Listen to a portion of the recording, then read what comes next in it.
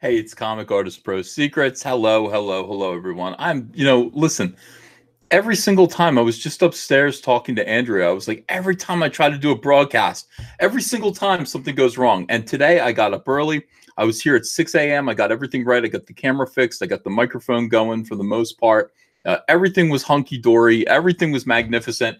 And as I'm about to start streaming, as I'm about to start going live and turn the camera on, power outage. Power outage. I was like, I mean, honestly, I was like Donald Duck. I was like Donald Duck flipping out down here. Like, oh my God, they're going to call me a boomer again. They're going to call me a boomer. And my wife is like, well, you are a boomer. And I'm like, well, okay. Yeah, but even still, this time I did everything right. I did everything correctly. And it still goes wrong. How embarrassing. How very, very embarrassing. As you can see in the background, I hung one new picture up. Have you noticed my one new picture? Yeah, it's right. Wait, right. How do I point to it? Yeah, it's right there, above the TIE fighter, and I accidentally knocked down my Rainbow Bright doll. I think I'm gonna open that Rainbow Bright doll. That Rainbow Bright doll is from 1983. I'm gonna open it. It's never been opened. It's never been opened. People are saying, Ethan, you look cloudy. I know. Well, I am cloudy. I'm glowing. I'm glowing. No pie, no pie. So this is my Rose Tico shirt. Obviously, Andrea also looked side-eyed at it this morning. I said, no, listen, it was dark when I reached into the drawer to pull out a T-shirt. I just pulled this one out at random. That's all. Put it on. It was just a happy coincidence that it's Tico. Just a happy coincidence. It has nothing to do with anything. It has nothing to do with the news today. And the news is as follows. Star Wars 9 plot leak reveals Hutt Slayer. The Hutt Slayer. The Hutt Slayer. I'm immediately interested in this article. I had to share it with you guys. I knew that you would be interested too. I knew that you would be interested in the Hutt Slayer. Of course, the Hutt Slayer has to be Princess Leia. Has to be. Absolutely has to be. All right, so let's check this out. Star Wars 9 reveals. Oh, by the way, this guy again. Yeah. This is Sunday Express, or this is the Express, home of the Daily and Sunday Express. The people who basically, again, I don't know how Mike Zero did this. I want to be like Mike Zero. I would like very much to provide content, just stuff that, ideas that I have, rumors that I've heard. I would like to be consulted for a major news outlet on the internet. Sources say, I want to be sources. I want to be Ethan Van Sources. That's what I would like to be. Yeah, let's see here. Star Wars Episode 9 plot leak. But then they're not going to ask me. They'll ask Mike Zero. Oh, here's that hoodie again. By the way, for some reason, I'm like, I don't know why I like this hoodie so much. Oh, whoops. That's why. Hidden message, subliminal message right here. Rose, and then probably it says Tico behind his head. Probably it says Tico. All right, let's see what goes on. Again, I get distracted quickly. Whoa, Ariel Winter naked. Modern Family star flashes breasts in raunchy movie with Burt Reynolds. Burt Reynolds is like 100 years old. Why is Burt Reynolds in a sexy movie with this woman? Why? Star Wars 9 plot leaks reveal the opening scenes with exciting news about the Hutt Slayer and what the First Order is hiding in the unknown regions. I like that. What the First Order is hiding in the unknown regions. I don't want to see any more. I don't want to hear any more about people's unknown regions. I've had enough, frankly. I've seen enough of unknown regions. Except here. I mean, this isn't so bad, Star Wars 9 is it's an agonizing 18 months away. What will we do? For 18 months? The hell are we going to do? But the official film shoot has started. At the same time, numerous leaks, reports, and rumors are emerging from the various sets. You know what? Even though there's an NDA, even though they actually took everybody's smartphones away, and they made them walk around with flip phones.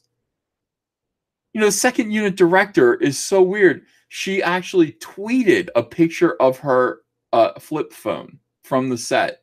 She's like, they took away all of our smartphones, and now we have to use technology from 1995. Oh, yeah? Then how did you tweet the picture of the flip phone, genius? Caught you. Caught you. Hand over the smartphone. Hand over the iPhone 10 or the iPhone X. Is it iPhone X or iPhone 10? I've got it. I just don't understand why it's iPhone 10. Good morning, everyone. Good morning. Yeah. Matt Svalar says, you keep talking about porn, you shall receive porn. I don't want any porn. I deliberately and specifically say, no porn, please. Thank you. No porn. And even still. All right. So let's see here. Yeah. So of course leaks are emerging. Leaks are emerging. It's because of the second unit director and her smartphone that she craftily, not so craftily, let us know she had. Of course, none of these can ever be verified until the movie hits cinemas in December 2019.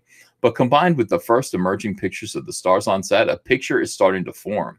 After the unprecedented fan backlash, unprecedented. You know what? I'm glad that it's now unprecedented fan backlash instead of just a vocal minority. It used to be an angry vocal minority. Now it's the unprecedented fan backlash. That's a lot. That's a lot. That means it's never been seen before. Well, you ain't seen nothing yet. Against The Last Jedi, followed by the Han Solo movie's poor performance. All eyes. Did you hear lightning?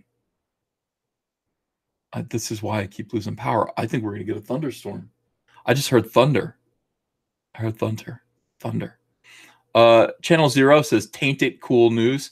Yeah, there isn't an outlet called Tainted Cool News, or else this would get more coverage. It would get more coverage. Yeah. Yep. No. EVS, have you self-reflected as to why you're the type who get buttholes tweeted to him? No. I haven't reflected upon that. Should I reflect upon why? That's a good question. Why? Why would total dickheads act like total dickheads to me? Why? I don't know. Let me think about it for a while. Because I glow, because I am the light of the world. Well, not the world, but at least of YouTube, at least of this YouTube channel. I'm the light of this YouTube channel, at the very least. The light of comics, the light of Comics Gate. That is why, somebody might tweet bad stuff to me. Dickheads might tweet bad things to me because of that. All right, let's get back to this article. Let's stop thinking about anuses just for a minute.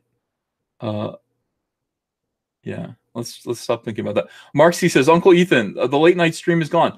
Yeah, it is, because the first 30 minutes of it is me monkeying around with my microphone.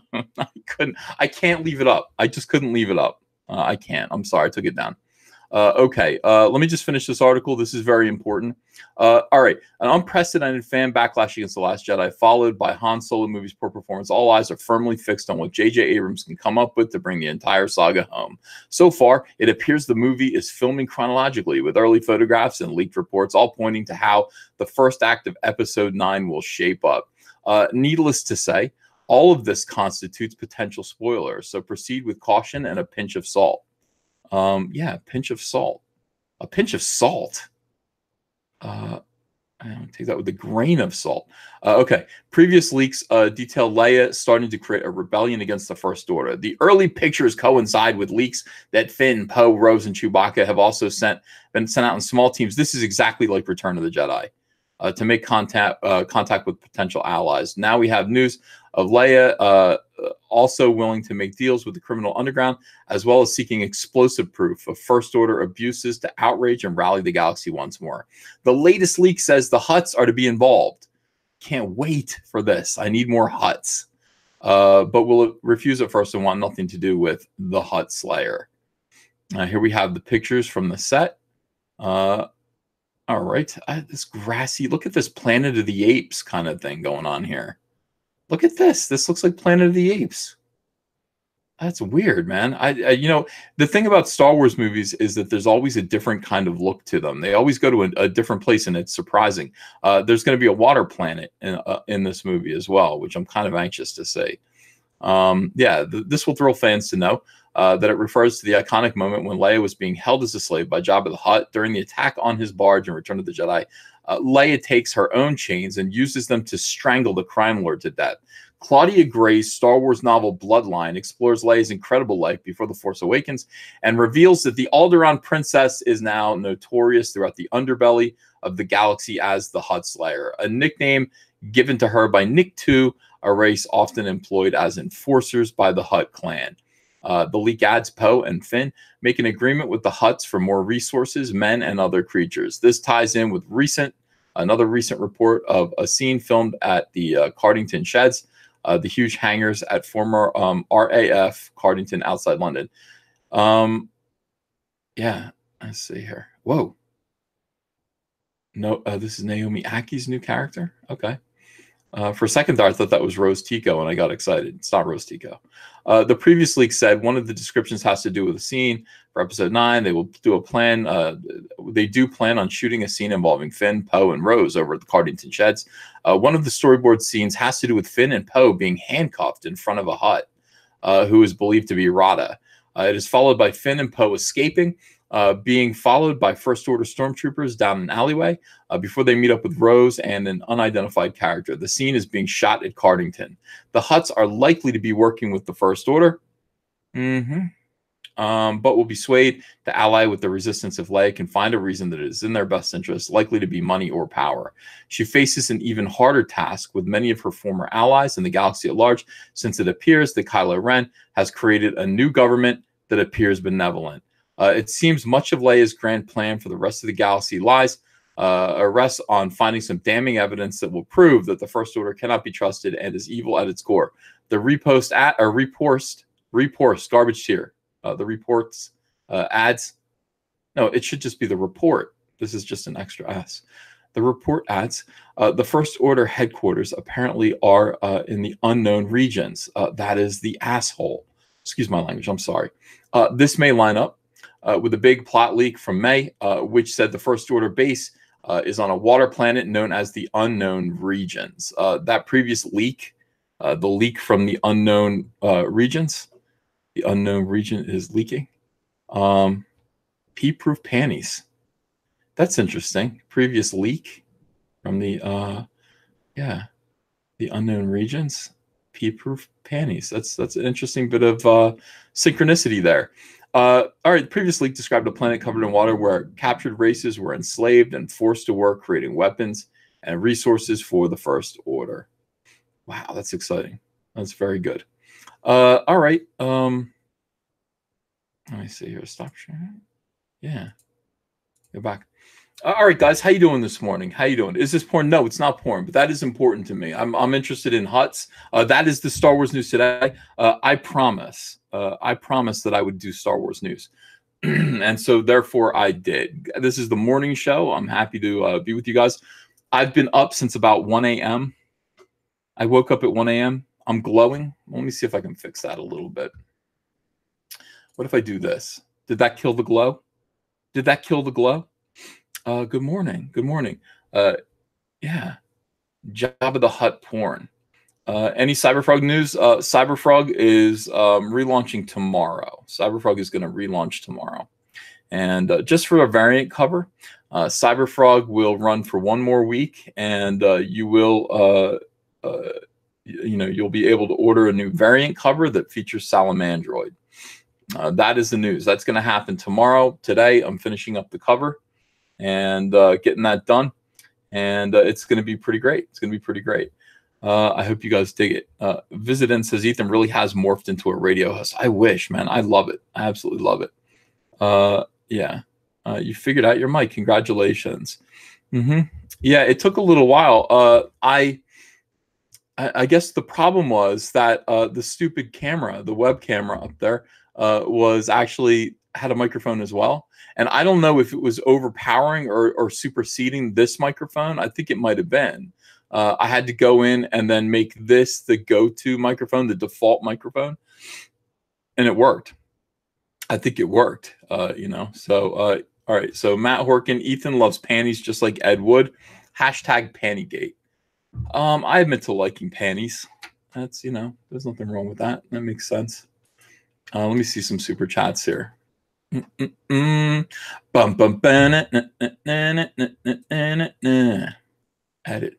How do I do this? Oh yeah, I'm figuring this all out. I'm telling you, I'm going to be very good at this soon, guys. You're going to be very impressed with me.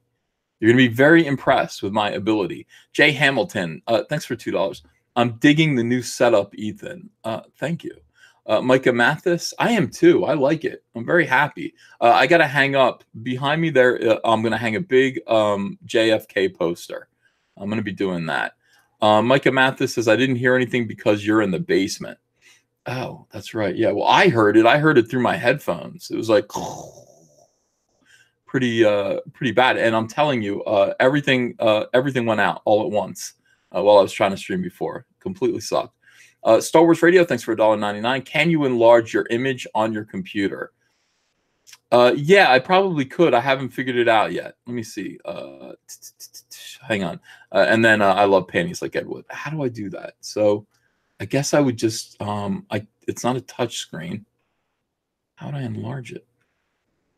I'm so bad at this, dude. I need a touch screen so I could just like make it bigger with my fingers. It's not easy this way. It's just not easy. Hey Reagan, how's it going, Ethan? It's going okay. It's going okay.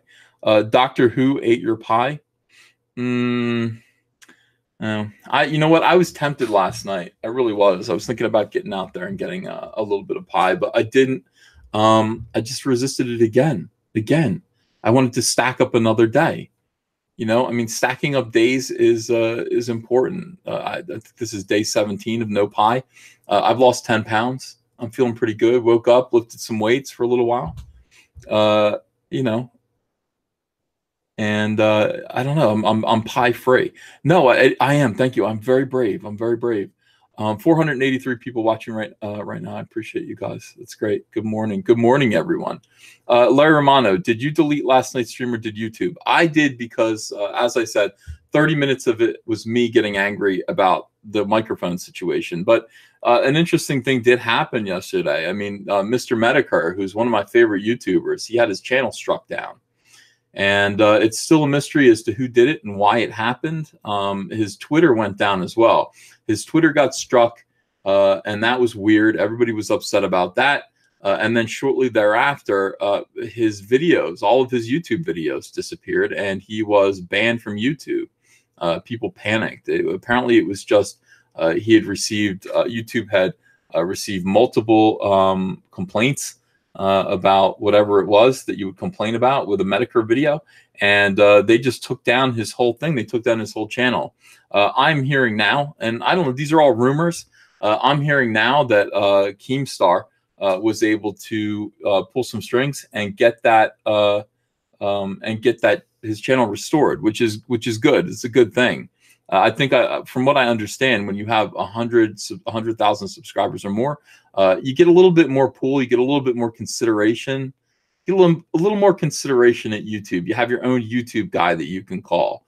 I have kind of my own Indiegogo guy that I can call right now, and that's because things are going pretty well. Yeah, he is back. He is back. From what I understand. He's back, and that's a good thing. I love his videos. I'll watch his videos many times. Yeah, he is back now. Keemstar, apparently. Keemstar did him a favor. Jim's got 225,000 subs. It's weird. I would think he would have more. Reagan says, is DNC still not on Twitter? I don't think he's paying any attention to Twitter, to be honest with you. I don't know if he's still there or not. He is talking to us in our private room. Let me see. I'm going to check real quick and see what's up with that. Everything feels weird, man. We're right in the middle of another just culture war, attack. Everyone is getting nutty, and it feels bad. When they do this, I really don't like it. Diversity Comics is there. His channel is there. The last time he posted was 17 hours ago. Oh my gosh, how about this? He is there. What's he talking about? Yeah. Yeah, he's back on Twitter, I guess. He's back on Twitter. He just said to me it was a complete waste of time. No, he hasn't gone off the reservation. He's still talking to us, he's just yeah, he said I don't know. He's like, the problem is when you get on Twitter, you can get into these pointless arguments. And you get into pointless arguments and it's just a waste of time. Hey, good morning, Antonio Bryce. How are you? Hello, Antonio? Are you there? Are you okay? Antonio's here, but he's not okay. He's not okay. Let's see. Hey, how you doing? There you are. It's good to see you. Let's see. What are people saying here? They're saying you'd kick Zach from Comicsgate, but you feel... Oh. Antonio, we can hear you. Can you hear us? He's going to say something that is none of our business. Yeah, I can hear you. Oh, okay, good. All right. Just make it sure. Yeah. Hi, good morning. Good morning, sir. How are you doing? Just fine, thank you. It's a very beautiful Tuesday. Oh, is no. This is good. What's wrong? Am I, like, chopping up or something? No. No. You all right? Yeah. I'm good, brother. I'm good. Okay. We can hear you just fine. And at least I can hear you just fine. Absolutely. Okay. I don't think there's an issue here. Hold up. Ethan, if you can hear me. I can hear you. I can hear you. Go out and come back in. Oh, no. This is not good because I'm watching. Antonio, leave and come back in. Yes. Okay. That's what I'm going to do. All right, buddy. Thank you. Yeah, that's Antonio Bryce, creator of Brand. We'll see. Normally everything's okay. Yeah, I hear him just fine, but I think he's got some kind of a lag that's causing him trouble. Bobby, can you hear me? All right, let's go. What's going on? Do you know Adam Warren? Can you get him to do American manga idea? That's a pretty good idea. I don't know him, and I'm sure I can't afford him. Well, I'm not sure that I can't afford him. Maybe I could. I don't know. I'd rather find somebody who's Comicsgate. American manga is going to be an interesting idea. It'll be a combination. Should I talk about American manga? I don't know. Do you guys want to hear about American manga, or is that boring in the morning? Can't tell. Adam Warren, yes. He's not cheap as pie. He's probably busy. Yeah, my audio is much better. Good. Let's see. The new Crunchyroll show looks awful. Did it get canceled? Did I turn this the wrong way? Oh, this is better. Yeah, okay. It got canceled, didn't it? Crunchyroll or something like that? Something did. Is Captain Cummings okay? Comic Artist Pro Secrets. That's a whole different thing. Captain Cummings. This is one of those mornings. I don't know what's going on. Oh man, sorry, Antonio. Sorry. Captain Cummings decided that he was going to leave Twitter, leave YouTube. Has something to do with him going away to some kind of training program. He's an enlisted man, Captain Cummings. He's an enlisted man. So he decided that he said some weird stuff. I saw a tweet that he gave to somebody where he just said, yeah, I'm taking down my YouTube videos because I don't have any time for them anymore. And I don't even know if I care anymore, which is worrisome. But I don't know. Captain Cummings, I don't know. I don't know what to say about him. He, what the problems were, our situation. Shortly after the first month of funding for Cyberfrog Blood Honey, and after having Captain Cummings on the show, he got very upset about the fact that I wasn't helping. I wasn't helping independent creators enough, and he got angry with me and made videos and just kind of like unfriended me unfriended me and apologized for it later, but wouldn't really talk about it, wouldn't converse. He has been off doing his own thing.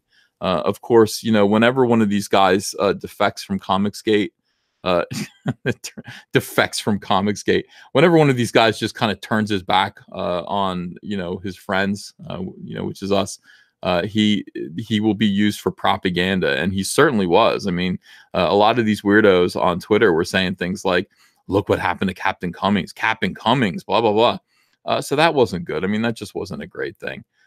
More than ever, more than anything, I was interested in talking to him and seeing if we could work things out, but it never came to that. He never really came to the table. He would kind of make half measures, and then there's a whole phenomenon going on with people that I don't understand.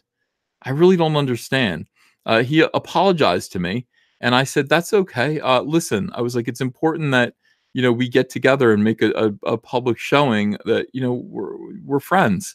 Why don't you come on my show and, you know, we'll talk?" And he just kind of said, he didn't answer me, and then he complained later that he was mad because I didn't accept his apology, which I thought was strange. I thought, you know, me accepting his apology was implicit, but I didn't outright come out and say, "Hey, I accept your apology," which maybe I should have done. I accept it. Thank you. I accept your apology. I did accept his apology. You know, I was interested in actually just making sure that people who were sad that, you know, he and I weren't getting along, people were saying things like, "Oh, you know, we need you guys to make up."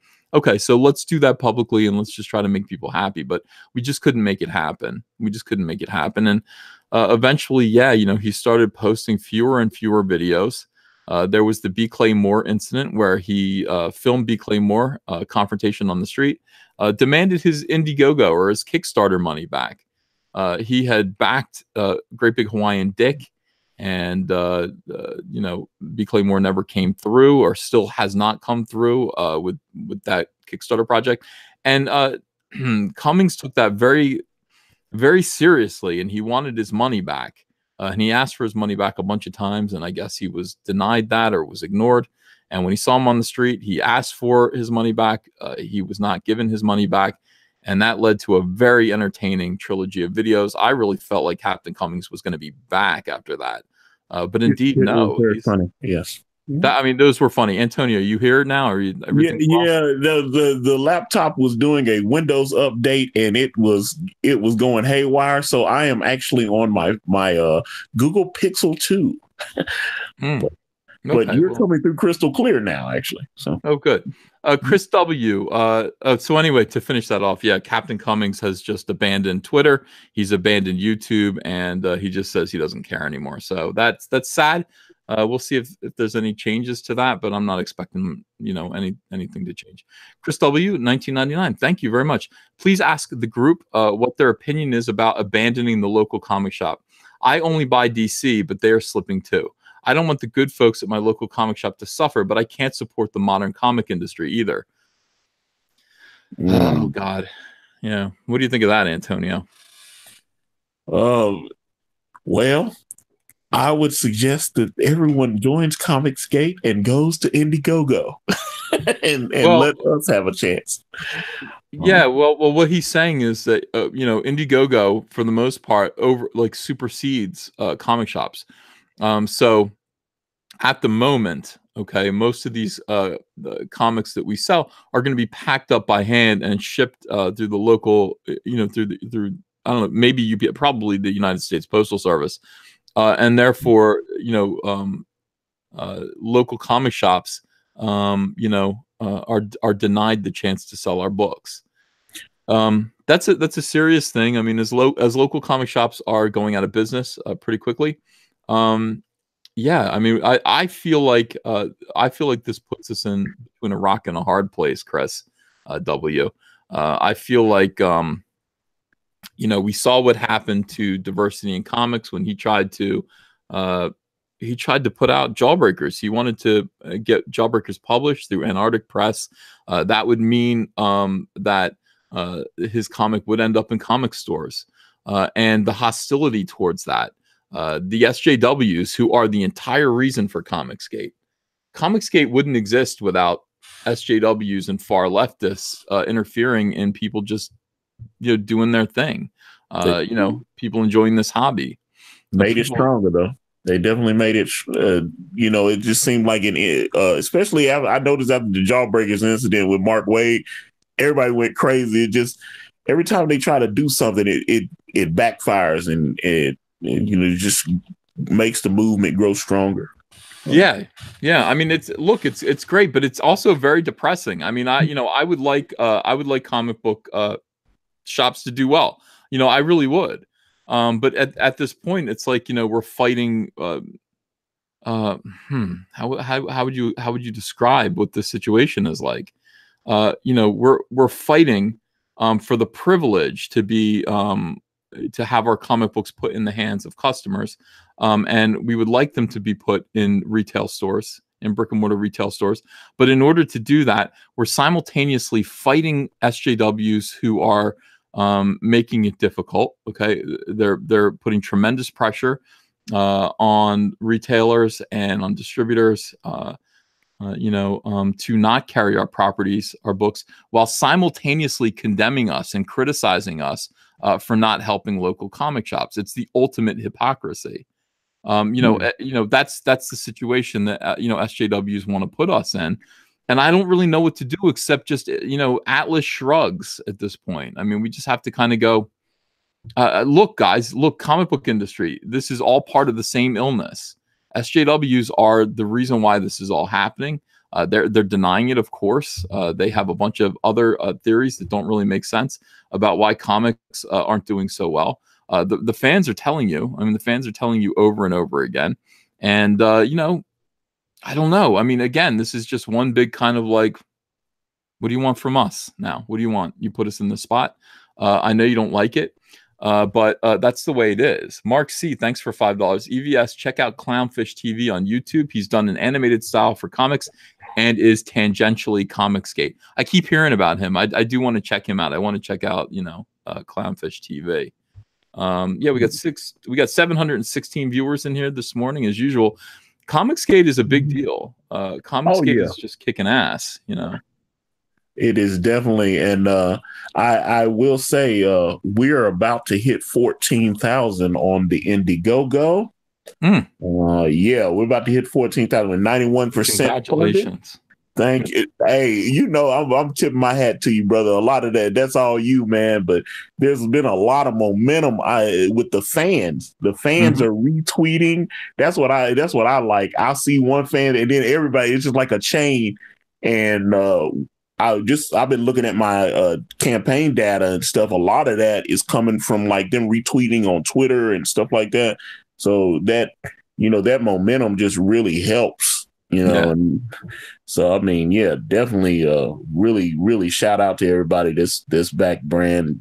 I mean, Kane is getting really excited. He's like, we're really gonna do this, aren't we? And I was like, yes. Yes. It's happening. Hang on one second. All right.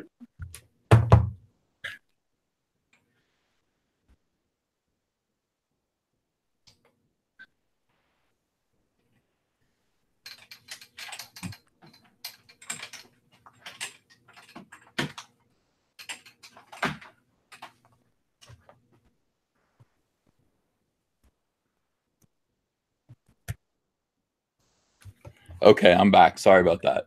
Oh no, you good, brother. But I'm like I said, we're almost funded and just actually just added a new reward tier in the Indiegogo. Kanan did a crazy Dark Santana piece that I've put on a t-shirt. We call it Cold Winter's Night. And it is, you can get that in you can get a package with a comic book and the t-shirt for 40. And then I've got some secret links that anyone can add the t-shirt. We've got size from small all the way up to a 5X on those. Magnificent. Great news. Star of Leon, thanks for $5. Please support Alternative Comics. They're under siege by SJWs for not blacklisting Comicsgate customers. Comicsgate Comics and customers. Yeah, how can we support them? I mean, they, if they wanted to come and officially make themselves Comicsgate, that would be cool. That would be really, really cool. I would appreciate that. I would like to help them out. I see what's going on. I mean, here's the thing. They make it so that you can't even just, support hashtags that are related to Comicsgate. They will harass you. They will, they have these terrible shaming tactics. I mean, they're really awful people. Casca52, thanks for $5. Please don't let haters stop us from using Move the Needle for positivity. Hashtag Move the Needle. In fact, do it more now. And that's a good idea. People should get out there.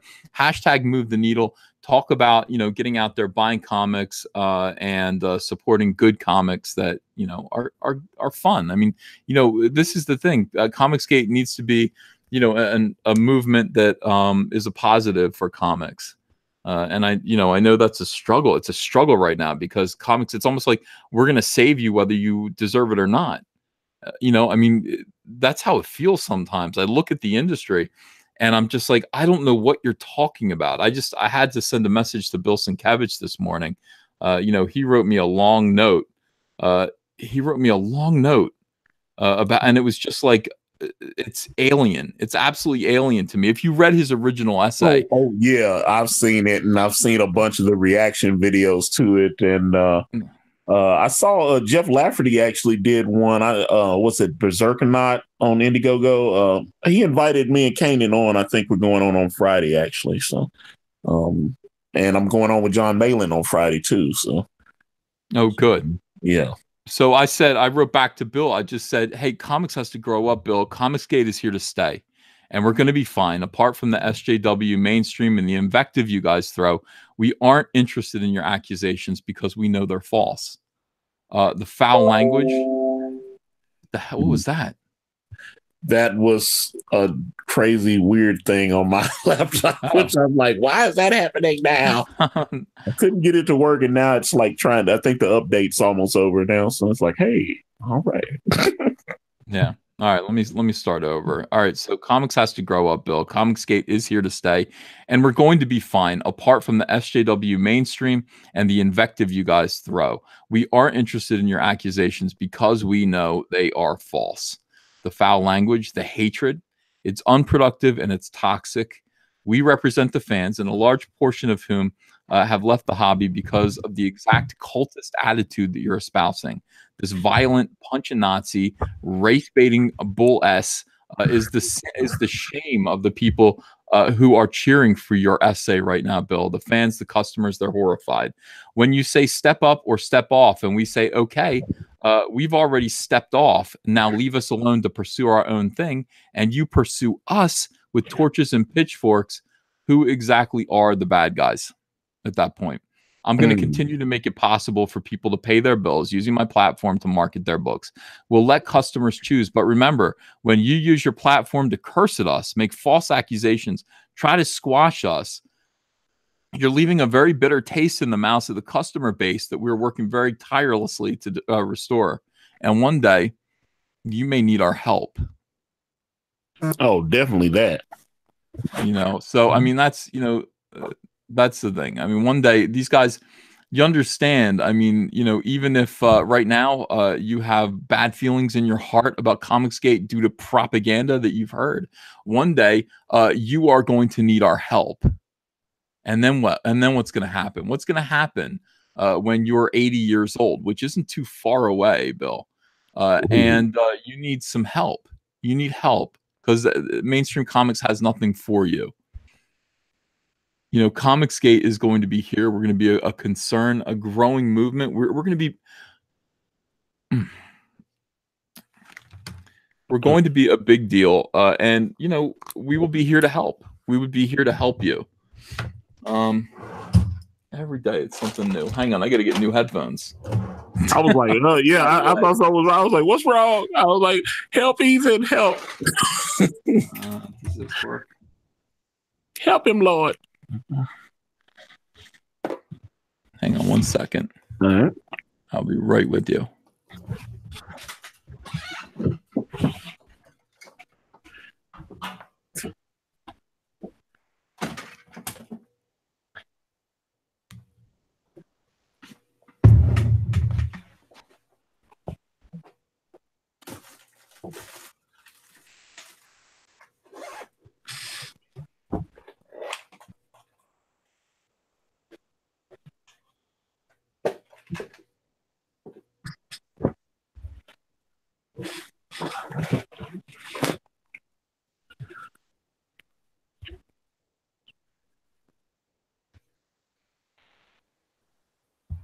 Lonesome blue.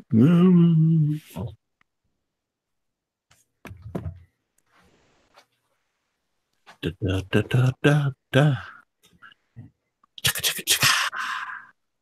Boom, boom. Chicka, chicka. Chicka, chicka. Chicka, chicka. Brand news. Okay, here we go. All right. All right. I got new headphones. All right. It's just today's just one of those days. I don't know why all of this bad stuff is happening to me today. There we go. So we got little earbuds here. This is just fine. Bueller. Hi everybody. Bueller. Okay, I'm back. Bueller. Oh, by the way, yeah, Kanan White's Cyberfrog. Holy cow, dude. That was awesome. Oh no, wait a minute. Wait, he's still adding the wasp ships and all that stuff in. Wait. I mean, it's gonna he's pimping it out. I just got through chatting with him. He's still hooking. He's like, I'm adding the other stuff. Wait till he sees the finished product. And I was like, oh man. Yeah, that was actually very, very cool. I mean, just exciting stuff. I was just like, damn, I don't think I've seen Cyberfrog artwork like this. Like really, really good Cyberfrog. Like it's not fan artwork because he's a pro, but I mean, look at this. Cyberfrog just belting one of the Hornets, one of the Vespis right across the face. Look at the thing splitting open here. Well, that was kind of my idea, but that looks like Cyberfrog. I mean, that pretty much looks like Cyberfrog. Other people draw Cyberfrog and they, their interpretation is a little off, and I'm just kind of like, well, he's got to finish the other arm here. Yeah, because like I said, I sent the other day. I sent this little kind of blue pencil outline that he did, and it shows the whole thing because you'll see in the back he's got like the wasp ships and all that other stuff. I mean, when he gets through in the back and adding all the extra little details, it's gonna be amazing. This is the kind of thing that's so exciting because I mean, I could easily just say, hey, I'm going to do, a spin-off book, a Cyberfrog spin-off book. And then here you go, you take it, you do it. And you could just see that. Well, I'm not going to take your artist away from you. But yeah, please don't. Well, I mean, I would share him, but I know, because I know he was wanting to do something for John, maybe for Graveyard Shift, maybe a little pin-up or something. And I know him and John are kind of cool. They've been knowing each other for years. I didn't know that. And I was like, oh. John was on with Roe and was really giving Kanan a lot of praise and everything. So I was like, but he was like, yeah. Has Kanan worked for the big two yet? He did. He did a subsidiary for a company that Marvel bought. It was the guy Marty Cook that writes a lot of the Dungeons and Dragons stuff. He did a book called what was it? It was called Patalis. Mm-hmm. And when he did Patalis, and then like I said, Marvel bought that, and I think he may have did a little bit of like promo stuff for DC. Everything else was like Image and a bunch of indies. Yeah, that is cool. I have to admit, I really like this. I would sit there and I would talk to him and say, change the shape of his head a little bit, like the front of it. I think just widen it out a little. A couple of like I would just go over it with him and make sure his Cyberfrog looked exactly like mine, like the same. You know what I mean? But damn, that's a cool drawing. Cyberfrog's got to be like Bugs Bunny. It's like he's got to be on model. Like that's the thing. There's a little room for interpretation, but I want him to be on model all the time. Good morning, Doug. How are you? Good morning. I'm so good. Excellent. I was watching the stream and I saw that artwork come up. I go, I'm getting in because that is nice. That's impressive, man. Yeah, Kanan White. So he is the artist of he's Brand. The artist of Brand by Antonio Bryce. It's damn good. It looks damn good. I've tried drawing Cyberfrog, so I know how hard that is. That's amazing. Me too. Me too. I've tried drawing them also. That was the craziest character design ever. Wow, I'm just getting all these messages right now. I just got one. Thanks for starting up Cyberfrog again, as I did miss the first campaign, and that's the whole thing. I mean, it's like people are like, hey, I missed it the first time, and it's like, you know, I feel bad about that. I would like people to, you know, who are discovering Comicsgate now, obviously, to get on board if they can. He says, I'm gonna have to get that variant cover. I'm definitely gonna have to get that. "Oh man, are you already in, Antonio? Did you already back?" Yeah, I got that in the ash can. Yeah, I got that in the ash can the first go round. I'm already back, and I'm getting the alternate too. Yeah, I have to have it because I backed you. I backed Jawbreakers, Lone Star. Yeah, I'm gonna back Bigfoot Bill. I'm gonna back Graveyard Shift. Yeah. You got to back all of them. It's awesome. Mm-hmm. Yeah, he says, I had the original Cyberfolk stuff from the 90s. Keep up the great work. Thanks for fighting the good fight for the fans. This is the thing. There's so many like Comicsgaters that are just, you know, in terms of the fandom, that just stay quiet and just count on us and just count on. I mean, somebody made me a great video. I was feeling kind of down. I mean, this is the thing. When you're in the middle of one of these SJW swarms, if you let it get to you, if you let it in, the ugliness, the utter just ugliness and hostility and unfairness, and it's all lies. I mean, it's like none of it's fair. You're like, that isn't fair commentary. That's not true. That's not true. That's a lie. That's a lie. That's definitely like, you know, meant just to cause trouble. And you know, I just have to keep reminding myself of what I remind other people, that these are not human beings. They're absolutely not human beings. So yeah, you know, it's like they are they're monsters, and we do have to kind of you know, keep them at bay. We got to just kind of you know, but I mean, yeah, they're what would you call them? I mean, Doug, what do you think of all this? What's your impression of, you know, right now? I mean, you joined us right when we're in the middle of this swarm. Yeah, I came in the middle. I do think you have a core. And that's your best defense. People who have a core, SJWs can't hurt them. And you have a core. So they can get you upset today because everyone's stressed on the internet, right? When Twitter, it's not like they're just screwing around saying you're bad or you're mean. They're using the worst terms. They're accusing of the worst things that they can dream up of in culture. So, but you know, there's always liars, and they will always, there are people who are and I think the biggest reason why they're working against you is they see your success. That freaks the hell out of them. They hate that. So they have to make you look less successful. So one thing they can do is take away cultural credibility, because the libs run culture. And that's why it's so screwed up. So they can use their authority in culture, this tiny minority that tries to tell the other 95% of people what to think, how to think, and what to believe about you, about comics, about women, and it's a giant media campaign, and they always overplay their weak hand. They have a weak hand, but comics, people love comics. That's the thing that we're trying to protect. That's what makes us fight so hard. Is actually we love comics too, and we love the readers of comics. We recognize they're human beings, so they're not to be lectured to, right? They just want to read a comic. You're gonna win.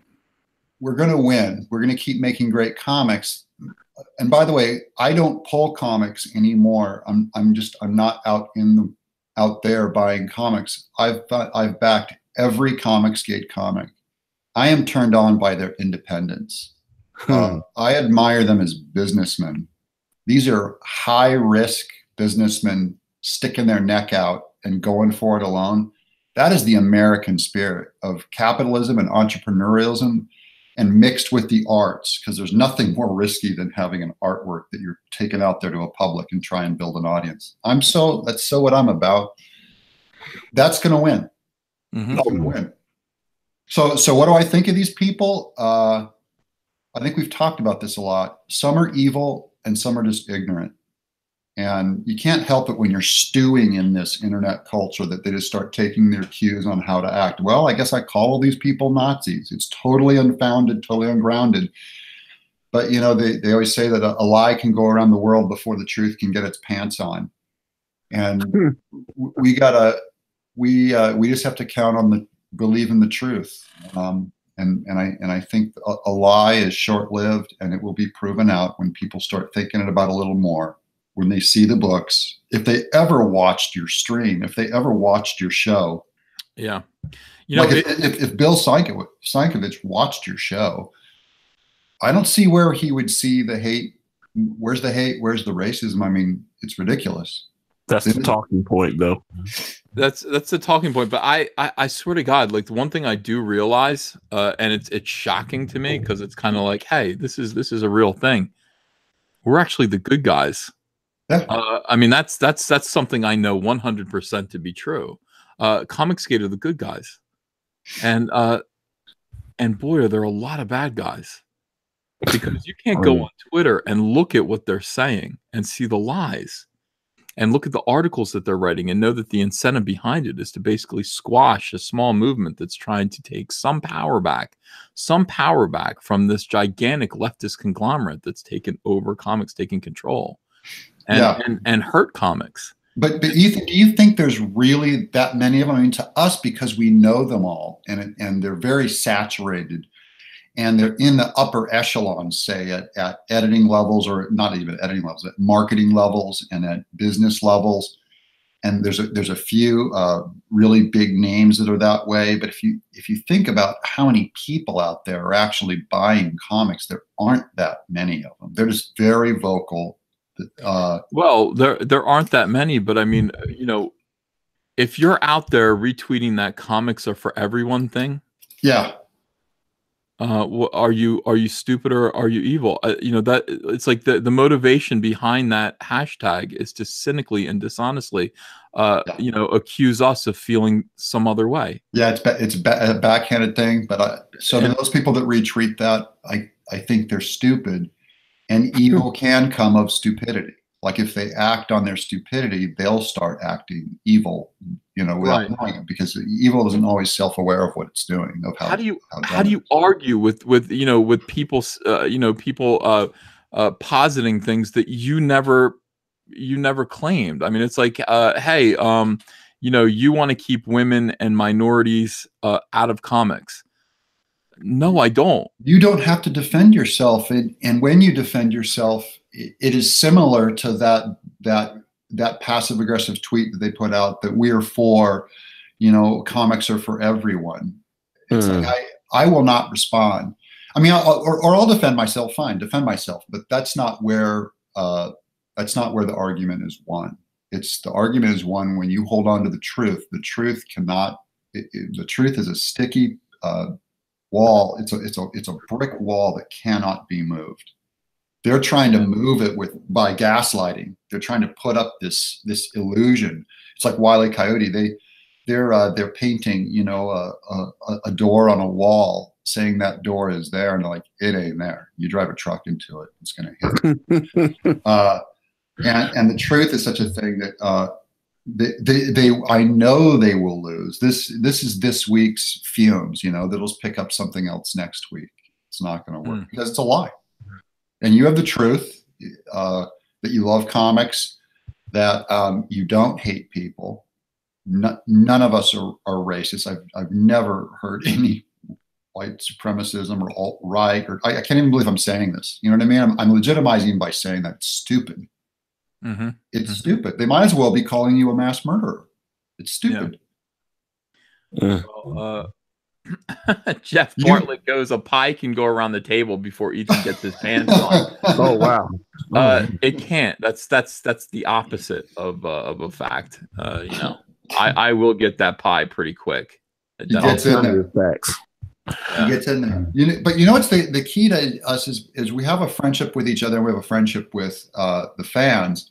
And I think the jolliness and the happiness that I feel from my fellow comic skaters, from you guys, is really what makes all of the hate and that Twitter, the stress of the Twitter war, that's what makes it tolerable, is that you have a guy to your right, guy to your left, all your fans are on your right, and all your fans are on your left.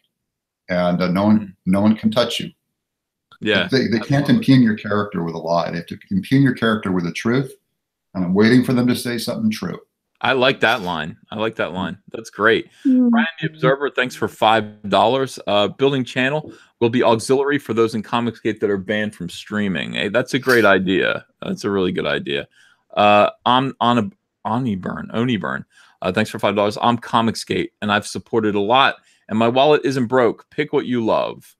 That's right. Yeah, I mean, these people are. The thing is, Comicsgate does actually stand up for what they believe. They do put their money where their mouth is. If SJWs did that, we would not be able to flourish.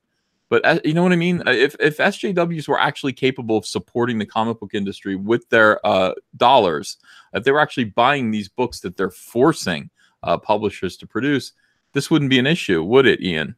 No, it absolutely would not. Their games would actually sell, their comics would sell, their TV shows would sell, and would not get canceled after less than a season. Or less than 5 issues. Oh, yeah. So, Ian, let's talk about the mass murder. I want to ask you a couple questions. Now, Ian, your attitude about the mass murder at the in Florida. Is it in Florida, right? Is it in Jacksonville? Yes, Florida. Jacksonville, Florida. Your attitude has been, hey, the reason why these things keep happening is because we keep giving glory to the killers, and I'm not going to use his name. I'm not going to put his name, in the sky. I'm not going to write his name in the sky. CNN will, MSNBC CNN will. Yeah. Time will put him undercover. Rolling Stone will probably give him a front page. Now, you have responded by just calling him what? Bitch boy. Bitch boy. Yeah, bitch boy. That's pretty demeaning. How have SJWs reacted to you calling him bitch boy? They have called that a form of toxic masculinity and somehow disrespecting him. It's too good to be true.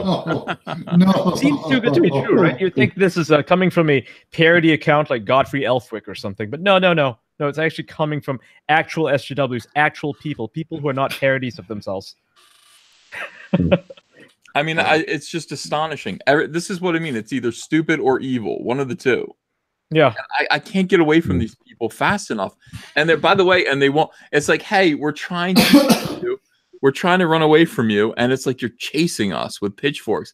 Get out of here. Okay, goodbye. All right. Yeah. We're gonna go over here and do our own thing. We're gonna get you anyway. We're gonna chase you down. This is absolutely ridiculous. I can't stand these people. And this whole thing, a guy named Moth Dad at Innisschmuck, right?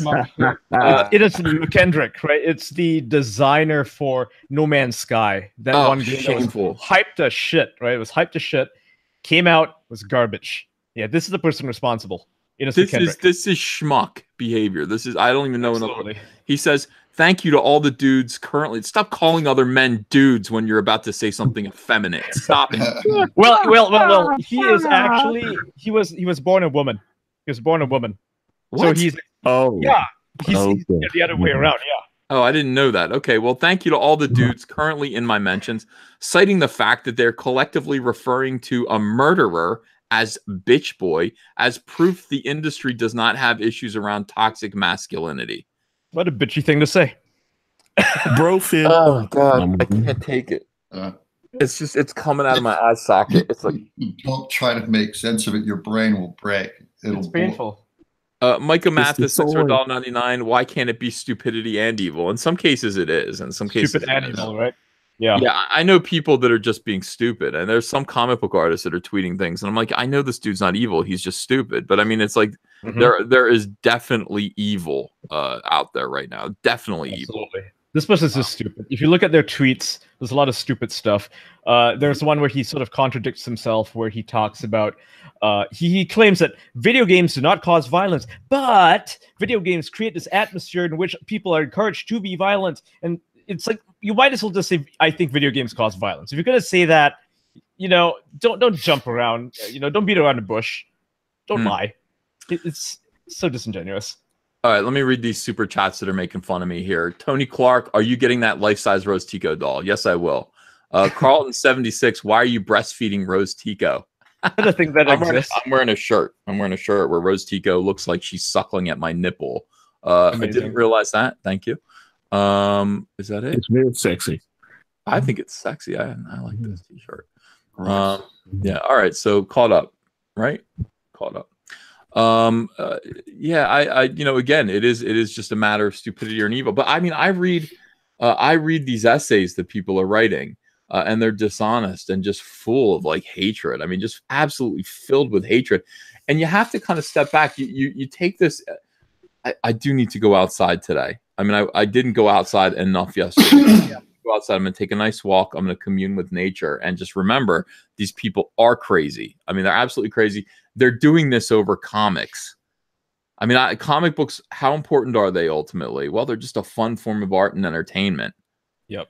This is a war zone to these people. People are being assaulted for this stuff. There is no decency at all, and there's no sense of scale. You want to talk about just evil insanity? That's what these people are. I mean, Billy Ritchie. Let's see. Thanks for $1.99. Is your tit milk green? And then a picture of a glass of milk, I guess. I don't know. All right. I was get Luke on there, Ethan. Get Yeah. Luke on Yeah. there. Get a Luke Skywalker T-shirt and do the same thing. I was I was just Luke taking a shower loves earlier. some milk. I was thinking about comics, right? I was thinking about the industry and everything, and video games. I was thinking, these are just fun activities. People read comics because they want to escape from something, or they just want to read a good story, right? And people creating them, they're just normal, decent people who just want to tell a story, and that's what comics are to me, right? Mhm. Same with video games, same with movies, TV shows. And it just sort of blows my mind that there's this group of people, these progressives, these very small minority of people, but extremely vocal, extremely influential people who want to use it to politicize the whole industry, because they want to push their agendas, their political agendas, into the medium and use it as a sort of means to disseminate their ideology. And because they're seeing resistance, right? People don't want to buy their stuff. People create the kind of stuff that they want them to create. They are they're going above and beyond what it means. Like, they're not just demanding it, they're actually forcing people to do it, right? They're assaulting people's in public, quote unquote assaulted. They are trying to destroy people's reputations. It's insane. I mean, this is just a pastime, more or less, that people can make money doing, that people can enjoy freely, to get away from the humdrum of everyday life. And yet here they are. There's this group of people who have nothing better to do than to promote their ideology and do so through force. If I can say, though, the SJWs are doing nothing new to comics that they don't do to every other medium they touch, including politics or fine art or movies, or we saw it in games. It's and the word SJW is perfect. Social justice warrior. There's no such thing as social justice, by the way. There's only justice. It's only justice. Social justice is group justice. Yeah, and then when you add leftism to it, it becomes social justice. By the way, it ceases being justice. It now becomes political correctness. And so the same thing with comics. Comics has nothing to do with SJWs, has nothing to do with leftism. But every time leftism, whatever it touches, it demands leftism come first, and the art must be subservient to it to push their message out. That's what it means to them. So they don't buy comics. They're not interested in comics. For it. They're not interested in games, but they want to take over the messaging of games and use it for their political will. And they will even admit this. In 2016, Anita Sarkeesian, speaking at VidCon, she was at a panel. This is not last year. This is 2 years ago. She's speaking at VidCon, and they asked her what her interest was in video games. And she said, I don't really care about the video games. I only care about using video games as a vehicle for feminism. That was her message. And she said it openly, clearly. You can look it up on YouTube. It's there.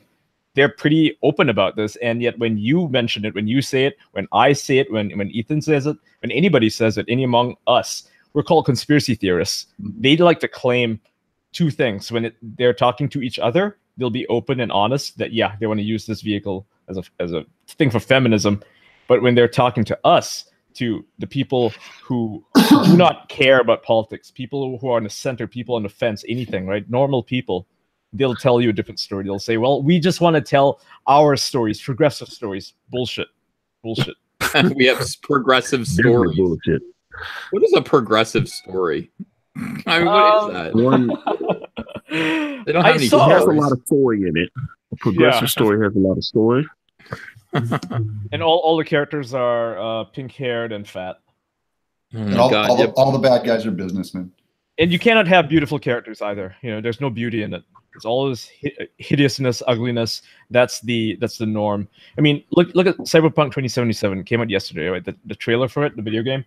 And most people, as in all of us, you know, we loved it. It was beautiful. It's like, this is everything any gamer wants to play. And yet there was this handful of people saying that this has too much of the male gaze in it, or that this isn't what I want out of a video game because it's not progressive enough. Like the characters call each other bad names. You know, they call each other bitch, for example, because they're bad guys. They're calling you a bitch. It's a gritty setting. Of course they're going to do that. But somehow they said, why can't you just call him a meanie or a monster? Like, what the fuck are you on? Wow, dude. I got to make a video on that. I got to start getting into video games and watching that culture. Absolutely. I feel like it's pretty well. I feel like it's watched over pretty well, but I mean, man, Battlefield V to me, I mean, that shocked even me. I was just like, oh my god, you got to be kidding me! You got to be kidding me! They've made things this strange, and they went after World War II because it's sacred. You know, World War II is sacred and manly. Veterans are still alive. They're still alive. So they have to pump it. Even they're reverse engineering World War II. Yep. Yeah. There's an old saying from Soviet Russia that says the present is certain, or the future is certain, but it's the past that keeps changing. They keep re-engineering the past to retell it the way they want to serve their agenda. That's a good saying. And with Battlefield, you know, they went to the past. Yeah, they went to the past, and then they said that, okay, women were in World War II. I mean, there's no doubt that women were in World War II. Certain parts of it, yes. I mean, here's the thing. A lot of history buffs will say that, yes, if you guys, you know, treated this setting with respect and say maybe, you know, you covered the Soviet unit, right? The all-women Soviet unit, that'd be fine. We'd be okay with this. But instead, you gave us a British unit that has women in it and with bionic cyborg arms. Like, and then afterwards, when we complain about it, when we say this is ridiculous, this is not World War II, you call us uneducated. You say, well, you can either buy the game or don't. You know, you are uneducated if you disagree with this. No. I like that. I love that. Buy the game or don't. Okay, we won't, and then we're going to get fired. Yes, encourage me not to buy your product. Yes, that is fantastic. And I know. You know. Kabir Kumar's in the chat. Kabir, come on in here. What are you doing? I never see you in my streams anymore. You got to get in here. Yeah, I can't do the late nights anymore. I'm going nuts if I keep staying up. I got to get back to my early bedtime. I might show up in the morning if there's an invite, but nights I got to get sleep. And like you said, get out in nature. I was thinking the exact same thing. I got to get outside and jog or something. You got to just commune with the world and just realize that remember how crazy things are. I mean, the internet is an ugly place, and really just rejoice in what's going on. Rejoice in Bigfoot Bill and how well that's doing. I can't wait to relaunch Cyberpunk tomorrow. I'm so excited about it. Cool. You about to do big numbers. I can. The anticipation. I was like, man, I hope they're gonna turn the faucet on. I'd like to see that happen. I'd like to see big numbers happen because it'd be fun. I mean, that's all. I just want to see that. I want to see what would happen if we put out Cyberpunk for 1 week with a variant cover and just see the response. But I really do think, you know, when we do this, they quiet down. They know enough. You can actually control them. I would be surprised if they actually start attacking us in the midst of another Cyberfrog campaign. I'll be surprised. And maybe they'll move on. Maybe they'll move on to someone else. It'll be an experiment. Yeah. Well, you're the big fish. I don't know who they move on to. Well, they'll go after Doug. You know, they'll go after Doug. They'll go after they go after you. Oh my gosh. Oh no, that was funny. I did a video well, what was it? A couple months ago. Well, when the thing with Jeremy the quartering happened, and I did, you know, I did a commentary on it because, you know, I thought it was ridiculous that he went there and, you know, and got assaulted. And I feel like that's going to start happening more because I keep hearing this punch Nazis, all this nonsense, right? Mm-hmm. So I guess someone didn't like my video and they decided to get all racial on me and call me a porch monkey. Yeah. Class. And, That's class. yeah, I thought that was hilarious. I was like, wow, okay. I was like, this is 2018. I just thought it was so stupid. I was like, It is And the I was current like- year. Yeah. yeah. I just Yeah, I I couldn't see. believe I see a couple of black comic skaters who are getting attacked on Twitter by other black people. Oh yeah. They're calling them stepping fetchits and all this Yeah, stuff. I got I've seen that called meme. after I came on with you, I got called a coon, I got called Uncle Tom. That's All this so kind of stuff. bad. Hey, leftism, and they'll take over civil rights politics too. They'll take it over. And Antonio is black, and Cecil is a liberal. You are probably the two most dangerous people on Comicsgate. You're the guys that they hate the most. They have to scrub you out. You got to be gone now because you go against their messaging. You got to be gone. They associate with Ethan. They associate with me. We're what, far right Nazis according to BuzzFeed. So yeah. I mean, silly. It's just silly. And, at the end of the day, I mean, first of all, there's so many black comic skaters at this point. Because I see them. I get mail. Yeah. I get email. So I know that for a fact. And I'm just like, this isn't even really a political thing.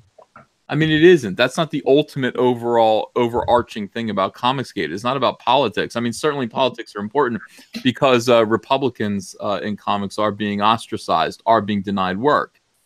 But at the same time, there's a whole other group of just normal people, okay? Normal people who are also white, people of color, gays, straights, women, who are just sick of this, of what these lefties are doing to comics. Absolutely. They're just sick of it. Yeah. It's not even political. It's just like we just want to read our comic books and you're ruining them. So your attitudes are shit, your comics are shit, and enough.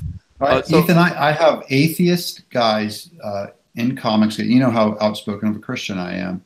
Sorry to cut you off for a sec. Rose says that he needs the link to join the chat because he's not in the group. Oh. Yeah, he's been asking he's been asking in the chat on the sidebar for like a few minutes now. I just noticed. All right. First of all, I'm sure Rose in the group, but okay, that's fine. Okay. Let me send that over, Ro. And I'm sorry about that. Yeah. Sorry for cutting you off, Doug. Okay, so anyways, I have atheist guys, comic skaters supporting my work, and I have Christian SJWs walking away from my campaign. So who's my brother? Exactly. That just shows you though how the ideology of boycotting and SJWism and leftism, when it goes into someone's ideology, it will take a atheist and turn him weird. It will take a Christian and turn him weird. It'll take a black person and turn him weird. They're Marxists first, right? They're Marxists first, and then everything else comes, tertiary. It's tertiary. Yeah, completely. I have homosexuals reading my work. I know every one of them is not a leftist. Yeah. And people like to, leftists in particular, they like to conflate the term leftist with liberal. And the right sometimes does the mistake of calling all these people liberals. Yeah. They're not liberals. There's nothing liberal about them. I mean, if you listen to Chapo Trap House, if you read the shitty book that they put out, they have, 95% of the book is just bashing liberals. They hate liberals. They think liberals are a joke and that liberals can be easily manipulated. And this is part of their book, by the way. I read part of it. And they said that liberals suffer a guilt complex, and it's very easy for a leftist, someone like them, a socialist or Marxist, whatever, to manipulate a liberal's emotions, because liberals have very weak sensibilities. They're fragile. They have fragile sensibilities. So it's very easy to manipulate them into supporting leftist causes. That is the whole goal. They basically bully and manipulate every liberal that they know. And so if you're a liberal, you need to be more of a classical liberal, someone who adopts principles rather than emotions and guilt. Because emotions and guilt, that won't save you. That will make you abandon your principles. So do not trade those two. That is right. That's probably what I would say. I was probably a classic liberal, because that's true. They use guilt. I mean, it's like a Jewish mom guilting you into doing something. They use your emotions to say you need to support this cause because of this, and then you go on rants about it, and you take all these little microaggressions and micro causes, and you group them up into this big, ugly ass ball of rubber bands. Yeah, it was the classic liberal John F. Kennedy that said we have to lower taxes so businesses can flourish. Yep. What liberal says that today? Because it shows how deep the leftism has gone into it. So we want to reclaim the classic liberal label because we're very liberal. Yeah, extremely. We're rampant fans of freedom. Mm-hmm. Yeah, agreed. That's the thing. I just, but I mean, beyond that, I'm a fan of the free market. I don't like being shut out by my competition without, I think that's unfair. I'd like to have another avenue to compete. I can create that platform for myself and others.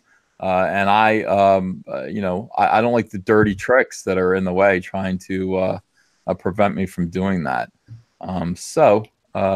Yeah, I mean, these are just, they're bad people. These are bad guys. They know they can't win, right? They know they can't win in the war of ideas.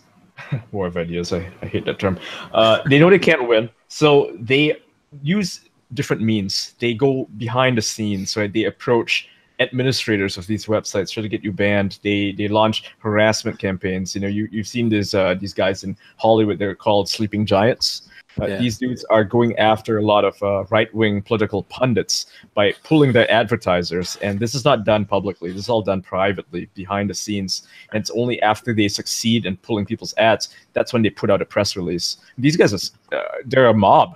It really is a mob. That's what the mob does. The mob does not operate openly. They do it privately.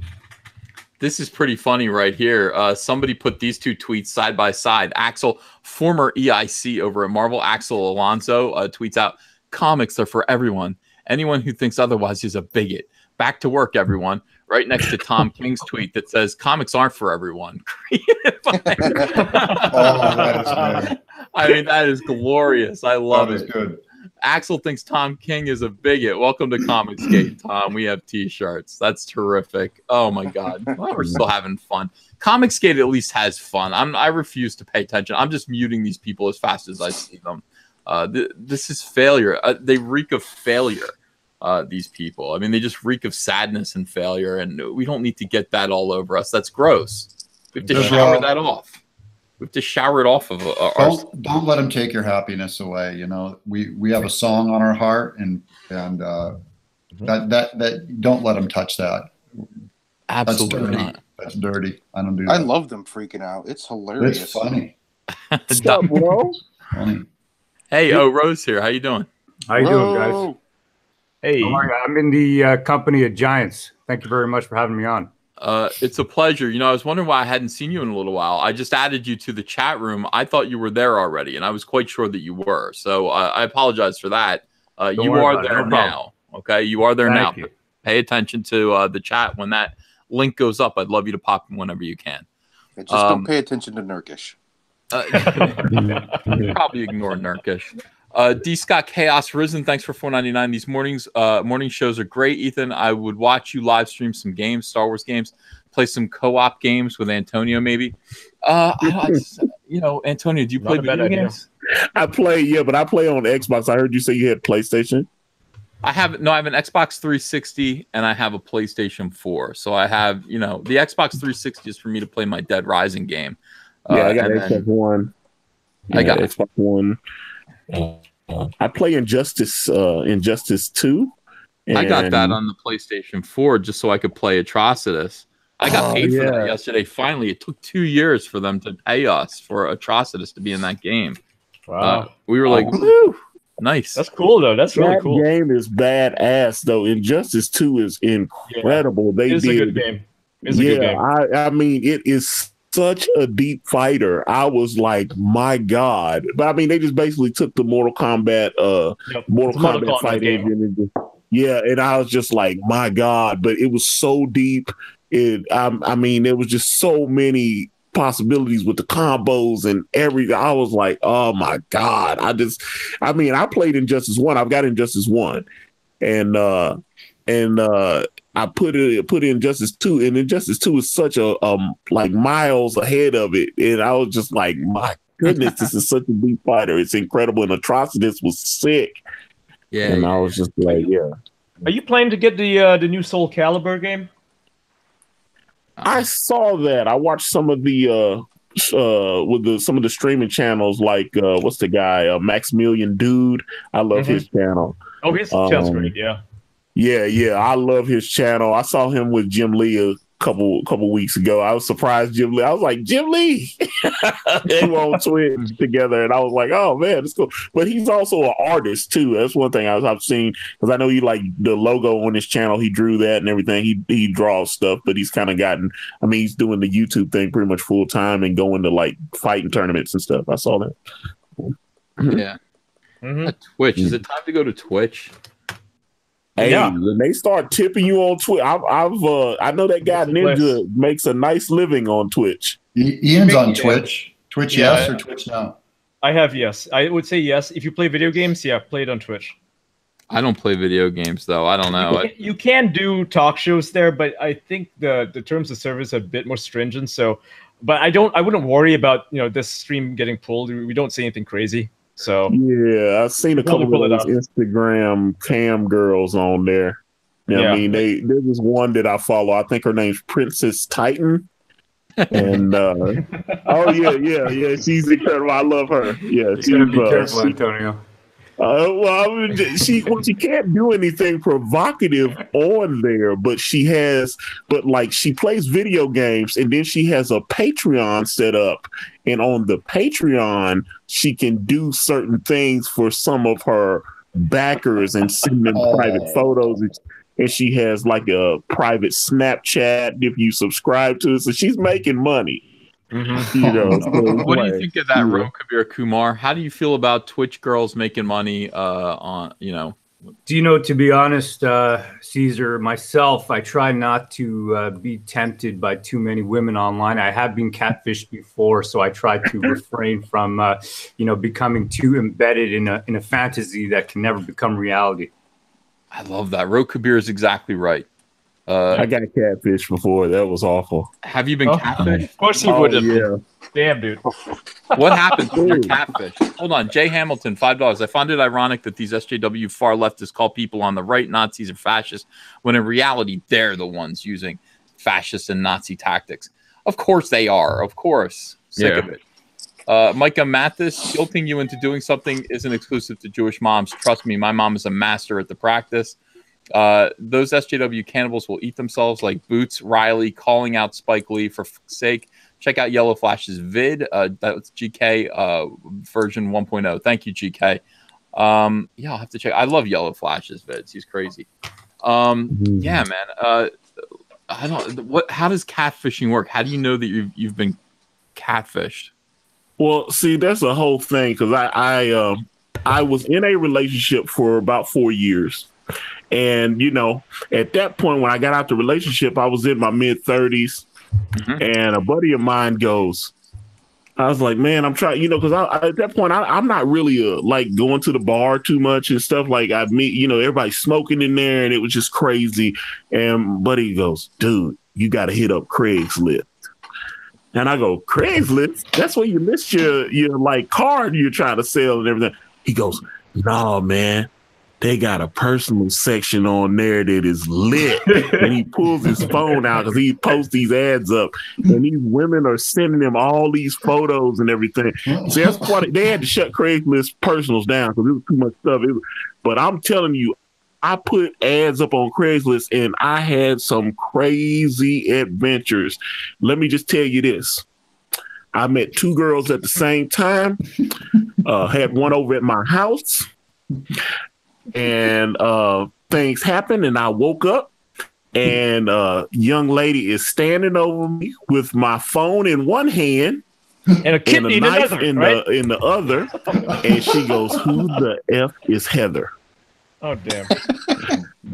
What? That is that's a true story. God damn. What did you say? That's almost as bad as having your kidneys removed. They're waking up and you see her standing above you, and she's got a knife in your hand and a kidney in another. You just became a orc. Yeah, I was naked as the day I was born, and this woman is standing over me with my phone and a knife in her hand. And she had read all my and I mean this really happened to me. And I mean I've told this story. And this is like the craziest thing. And I was like, man, she was shaking mad.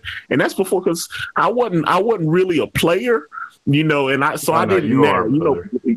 No, players lock their phone. See, that's the thing. I was naive, and you know, like I said, I just had got back on the market. I didn't know I need to lock my phone. I locked my phone now. After all this mess happened, I went to sleep, and that chick was all in my phone, like she checking all my messages.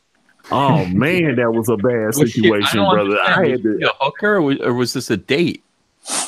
No, it was a date. Oh, I mean, it was a date. I met this young lady online, although there were a bunch of escorts on there. They say they'll do a massage.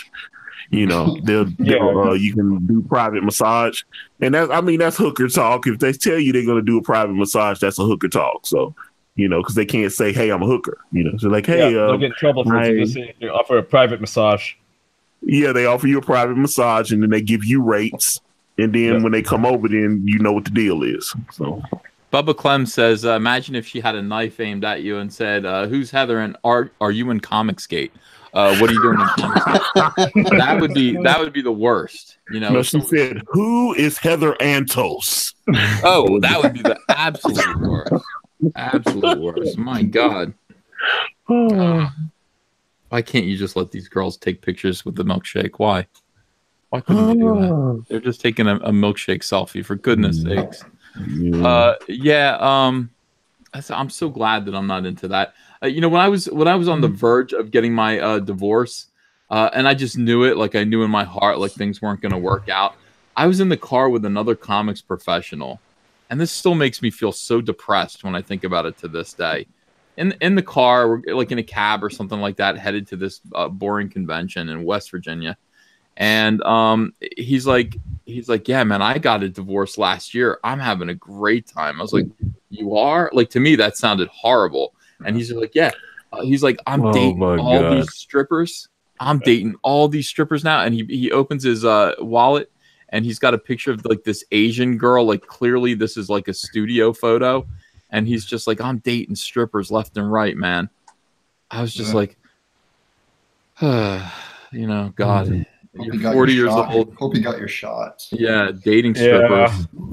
Strippers. Oh God. I was like, this isn't the life for me. That's just not what I want. Yeah, that's the thing. I'm more of I need a steady, normal woman, because that's one thing I noticed about when I started meeting all these women online.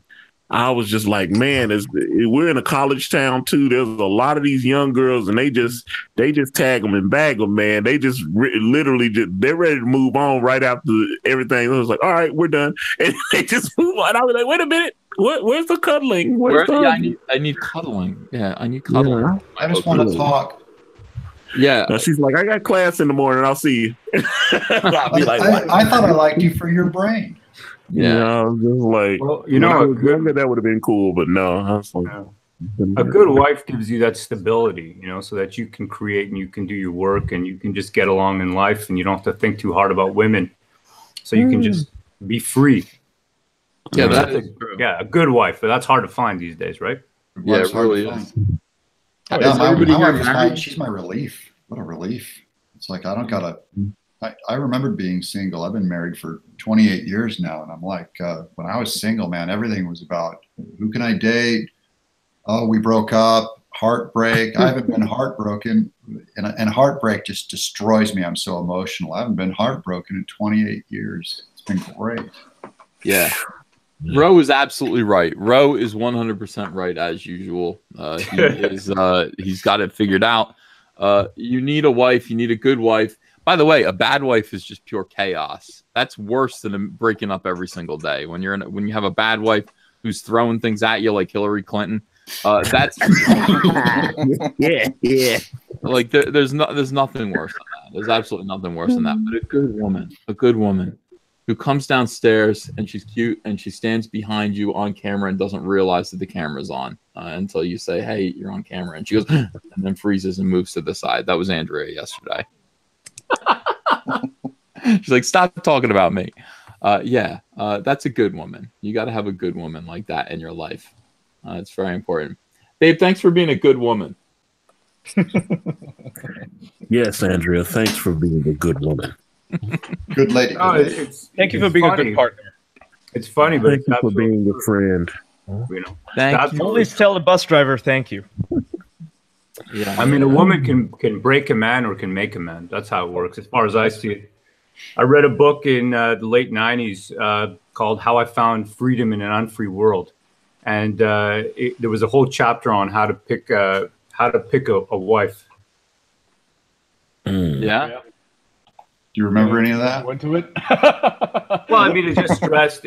See, this book, this guy, he was active in the libertarian philosophy and that whole mindset, with the American Constitution, that, Ayn Rand and all that objectivism, that kind of thing. Yeah. I was interested in philosophy and the whole, and all that stuff back in the late 90s. And that chapter right there, he made it clear, and I had heard it from my own father many times. He had given me a lot of advice, and I had seen relationships around me, family relationships. That fighting, that chaos, that marital chaos can upset the sanctity and peace of children's lives, not only your own life.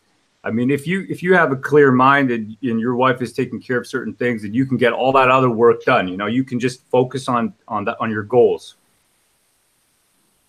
Like, being in a relationship is a sacrifice, isn't it? You have to sort out the duties, the marital duties of your wife, especially if you have kids, because if you're unwilling to make the sacrifices, or she's unwilling to make the sacrifices, then your kids are the ones who end up suffering, and that is irresponsible as a parent, right?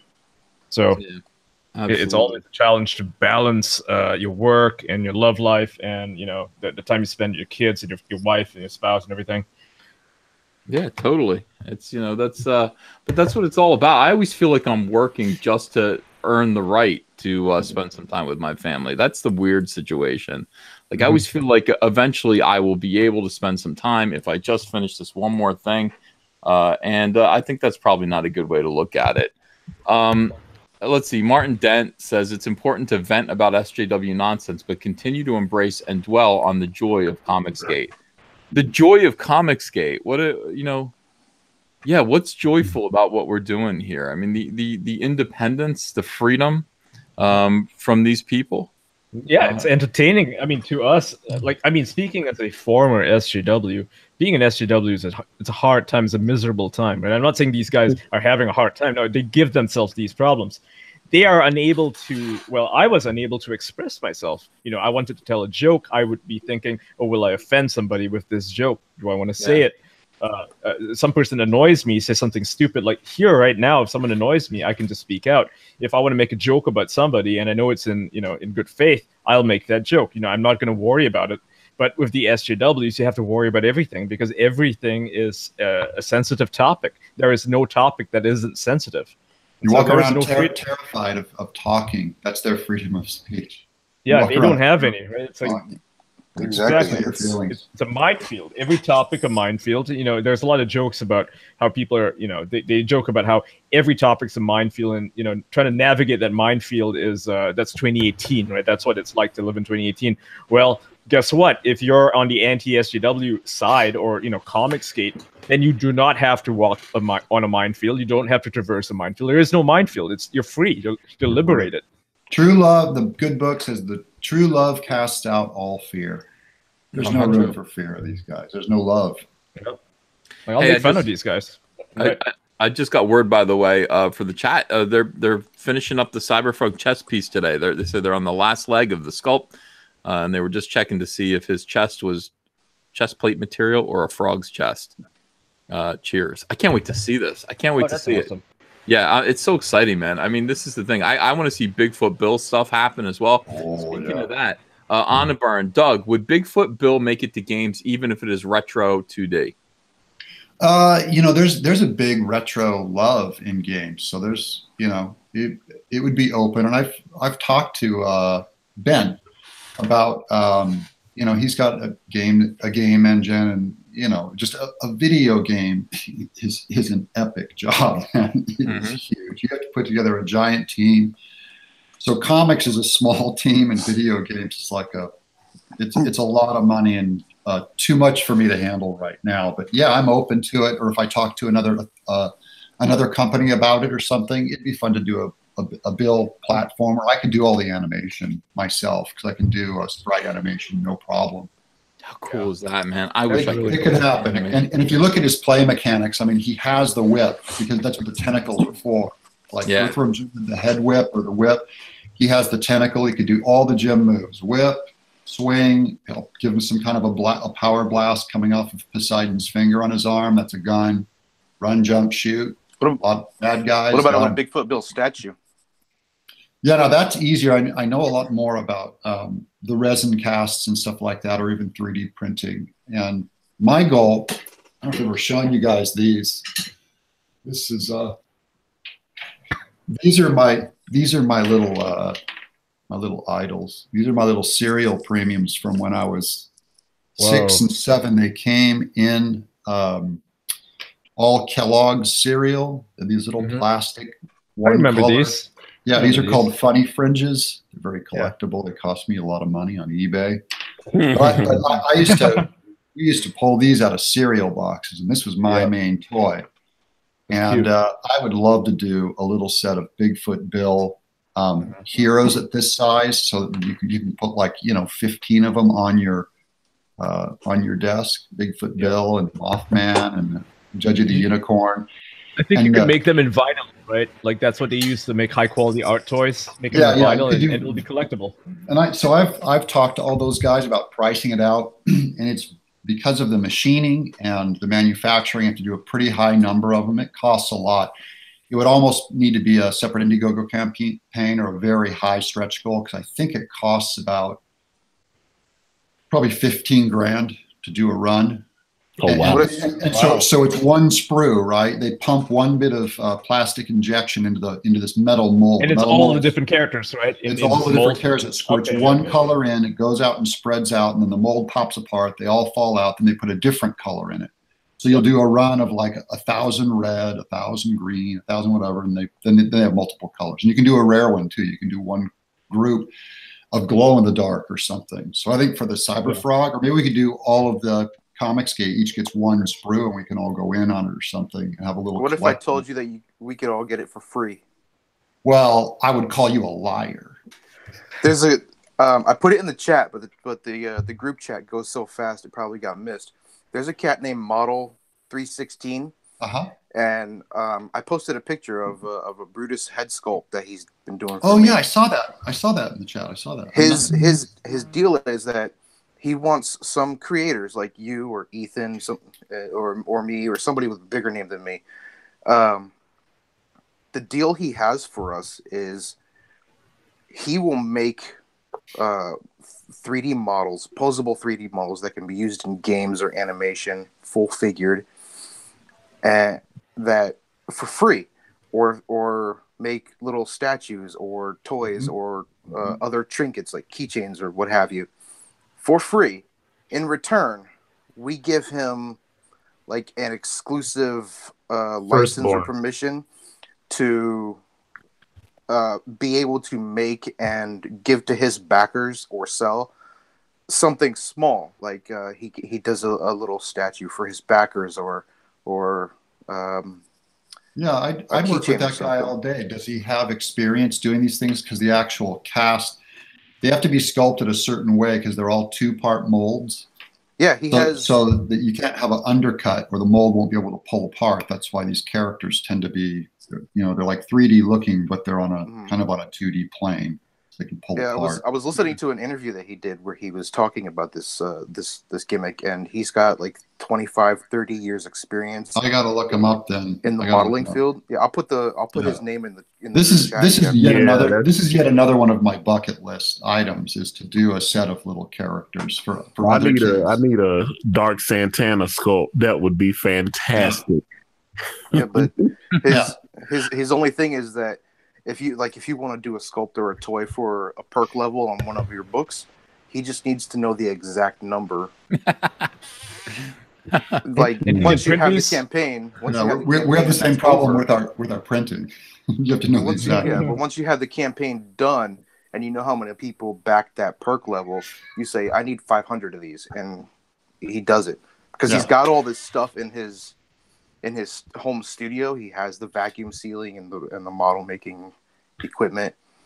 Cool. Because that's the other thing I want to do is the vacuum seal. I want to do the label. I mean, the cellophane that goes around each one of these, so you can put them in the cereal boxes for your kids. So because they have lame cereal toys now, they can't do this stuff. They're choking hazards. But I want parents to be able to tuck them away in their cereal boxes so your kid pours and they get a little prize. Bigfoot Bill comes out. You know? Yeah, I'll put his information back in the chat. You guys, that'd be great.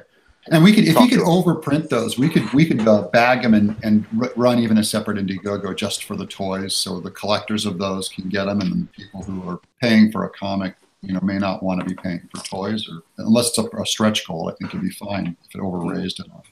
Yeah, that is awesome. That's a great idea. We got some super chats.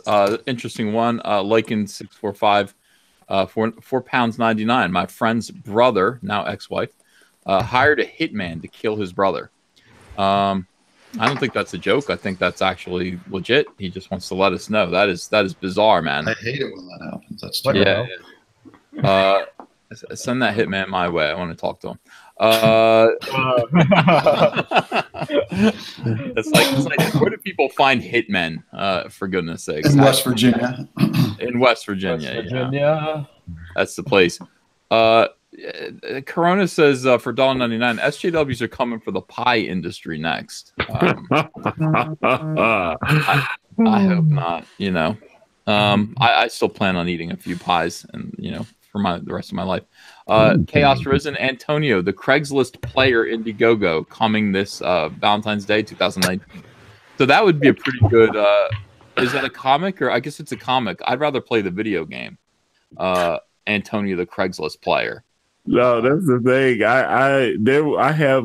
I met a few young ladies on Craigslist, enough where I could actually write a book about. I had some adventures, and people were like, "You need to write," because I would sit around and tell these stories, and people was like, "Man, that can't have happened." And they actually met some of the, and they go, "Oh my God, that's the woman you were talking about." And I was like, "Yes." Oh man, they actually met the women. Yeah, a couple of some of them stuck around a little longer. Some of them was just one hit quitters, and then some of them, I saw for a little more than that.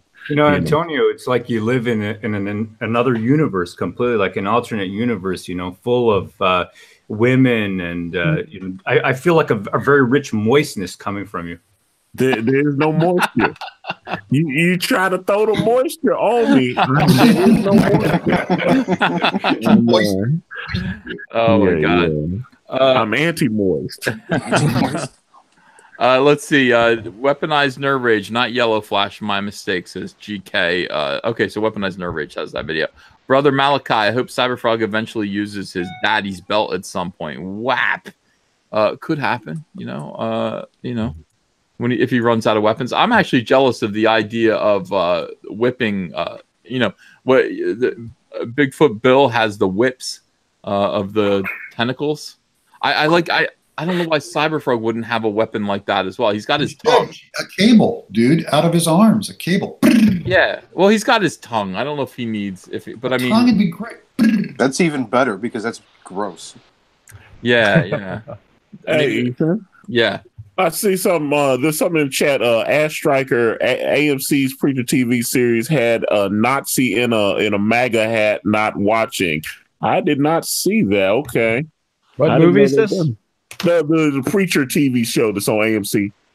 Oh, there's a lot of TV shows doing this now. Yeah. I can't remember the one. I'm trying to think Seth Rogen's the executive producer on that. There's Shooter, the TV series. Yeah. The bad guys in it are MAGA, alt-right, 4chan type dudes. Oh boy. Okay. Yeah, they actually call people cucks and do the whole. And they're like people cucks. Yeah, they're called the Alpha Boys. So they're like based on the Proud Boys, even though the Proud Boys in real life are not actually alt-right. They're not even racist, but they just these TV people, they don't give a shit. What are the Proud Boys? I guess Gavin McInnes. Gavin McInnes, yeah. I guess their philosophy would be Western chauvinists. They believe in Western civilization. They don't like the idea of not foreigners per se, more like they don't like Muslims coming in and changing the way society works. That's kind of their deal. But it's I know some of these guys, and they're multicultural. They really are. Like half of them are Filipinos. So I don't know if it's just that though. It seems to me, Proud Boys, they want. Look, I'm just from the outside. I've seen Gavis McInnes on YouTube. I'm not really a huge fan. I don't personally find anything he says that I don't really. I don't listen to too much, but what I've heard, I don't really disagree with it too much either. But at the same time, it's just not my sense of humor. But what I have found is it's the street fighting that they're into. They want to fight at the brawlers. Yeah, they're brawlers. They do the Fight Club. Like a friend of mine, he's a journalist. I'm not going to mention his name because it's kind of weird to say this at all. But he got initiated into their group to see what it was like. Right? He was doing a little thing. They basically initiate you into a fight club. Like they punch you. Like they all take turns punching you. Like that's how you become a Proud Boy. Yeah, the whole thing's very masculine, very pro-masculine movement. Well, it sounds a little bit GAY, to be honest, but that's just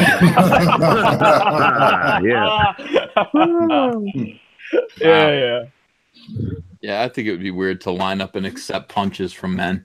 I'd be a little accept it willing. It's the accepting it willingly that's a little GAY. You know what I mean? Like my cousin was a gangbanger, though. He had to get jumped in. That's prison stuff.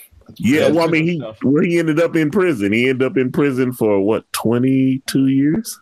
He just got housed. Yeah, he got locked up when he was 16. Mind you, Doug, you got the hat on backwards, so you got that whole urban vibe going today, right? I'm Hollywood Doug. Hollywood Doug. I like that. Something, brother. You know what? My kid read your book yesterday, Cardboard, and he loved it. Oh, cool. I'm so glad he's a reader. I dig it. Those are my people, man. I love it.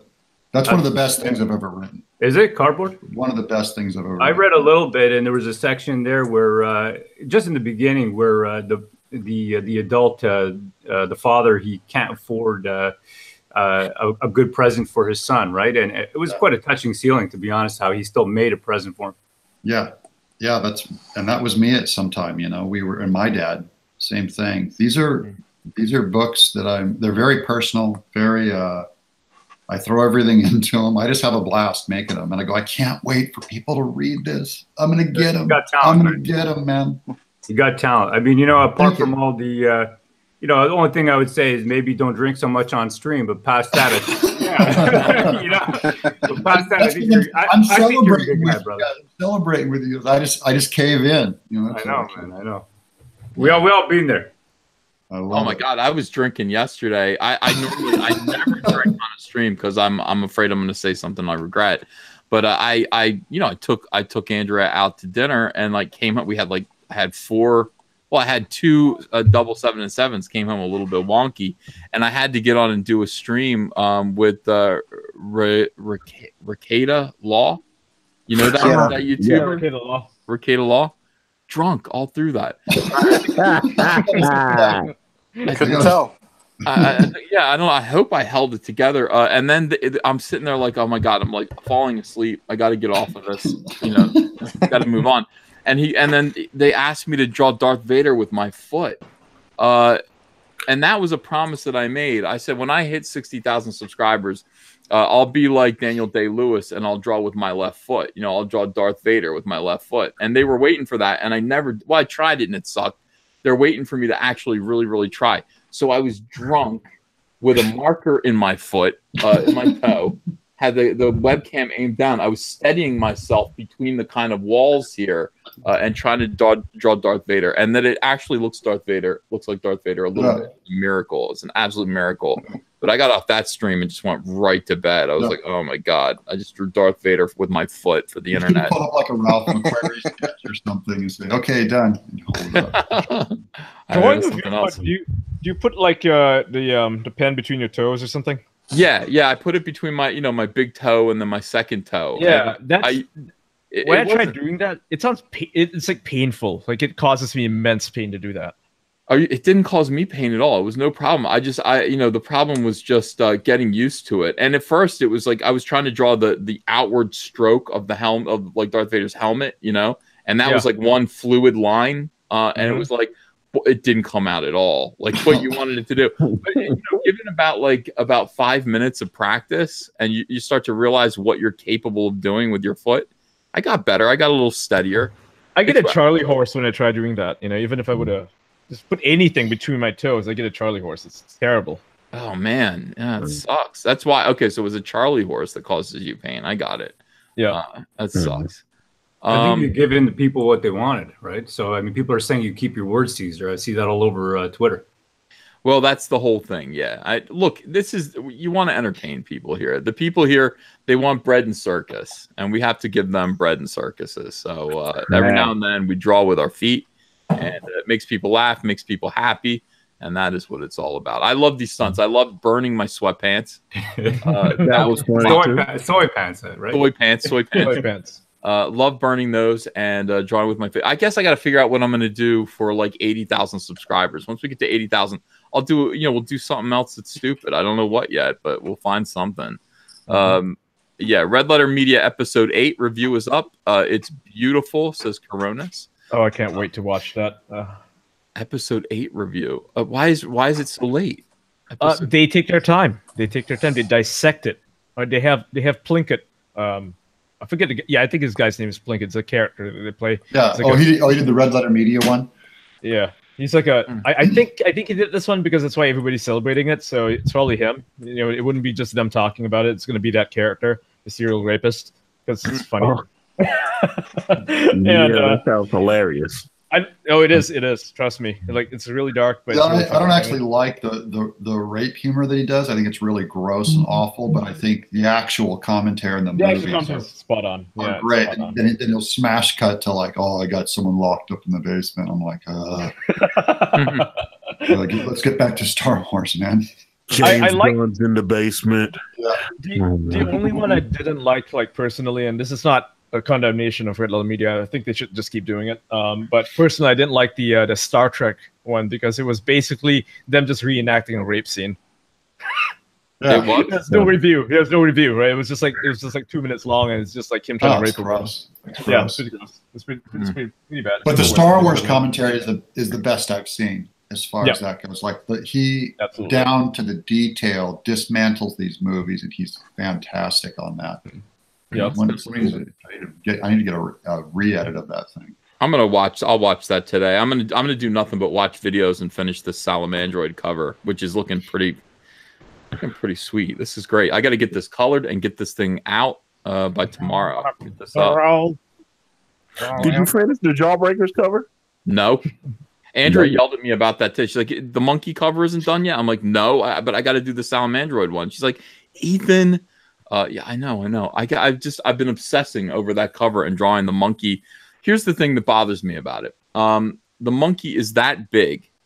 If the monkey is that big, you have to think about the hairs, like the fur, and how fine the fur would be. Unless the hair growing out of the monkey is just ropes. You know what I mean? Like each hair is like a rope. And I can't picture it being that way. I think it just has I don't know. It's something that large. So anyway, I'm getting really, really fine with the detail with this ape, and I think it's I'm probably overthinking it. No people don't care about that. It looked great. The close up on the face and stuff. It looked fantastic. So I didn't see any hair. I don't really care about the hair. So put hair on. Put rope on. The focal point's the face anyways. So. Eric M. Boyd says, Ethan, get off YouTube and get her done. Well, I'm drawing right now. That's why I turned the camera off, so I could actually just sit here and draw a salamander while I talk to you guys. But I'll get off in 1 second. Tony Clark, huge blow to military morale in the early 2000s when a feminist SJWs made us paint over the nose art on aircraft. Years of tradition gone with a brush. Yeah, that's disgusting. Stupid. Ani Burns says, I live in West Virginia. I've never heard of a hitman. These guys got connections. Yeah, I mean, I'm sure hitmen are everywhere. I just don't know how to meet one. I also don't know how to get mobbed up. I don't know how to get mob connections. It used to be pretty easy to hire hitmen. You just have to log on to that one Bitcoin thing. It's called the Silk Road. It's a network. Yeah. But then like half the hitmen there, half the hitmen there were like FBI agents. A lot of people got arrested eventually. Yeah, I don't. Remind me not to piss off Well, In the hood. I shot a movie. The only movie I ever wrote and direct and shot on 35 was called Mothman. And so that's tying into Bigfoot Bill because he fights Mothman in this first book. I go way back with cryptozoology. But I shot this movie in 1998. Mothman, the story goes all the way back to Point Pleasant, West Virginia, this ass-backwards town in West Virginia, during this Silver Bridge disaster. And the whole town's closed down now. It's overridden with crime. But we shot it in that town. And while I was there, the crew was told, my crew was told, they're from LA. They were all freaking out because these is like hillbilly land, backwards, rampant racism everywhere. And they're all like creeped out because a guy showed up on my set with a loaded AK-47 and said, "I thought you guys might need some security while you shoot." I went, "What are you?" And my crew, they'd never even seen a gun. They were like horrified, but we were all like creeped out and terrified. And we were watching TV that night together as the crew. And it's the Geraldo show was on back then. And he was talking to a hitman out of Cleveland, Ohio. Mm-hmm. And he said, "How would I get a hitman?" He goes, "Oh, you just go to any corner on Point Pleasant, West Virginia with $10,000 and you can get a hitman." And my whole crew, we were in the middle of a shoot. They about died. Wow. How about that? $10,000 is a small price to pay. I mean, if you really think about it, how much? That was 1998. So, you know. Oh, 98. What do you think it is with inflation now to kill a human being? No, in the hood, you can get it way cheaper. You can get I mean, I hate to say that, but I know people got killed for like $500,000. Antonio, man, you always bring it right back down. If you go to Thailand or if you go to Philippines, and I've talked to people, you know, like weird people, people in the business, the game industry here locally, and they're from these countries, they'll say, well, you know, if you wanted to get a person killed in the Philippines, you just have to pay them like $100 US. They'll do it. The chat saying 2 cases of beer. Yeah, some people will do it for that little. I mean, they don't need an excuse to kill somebody. They just want to kill somebody. I've known people that have gotten killed over $500,000. Facts. Dang.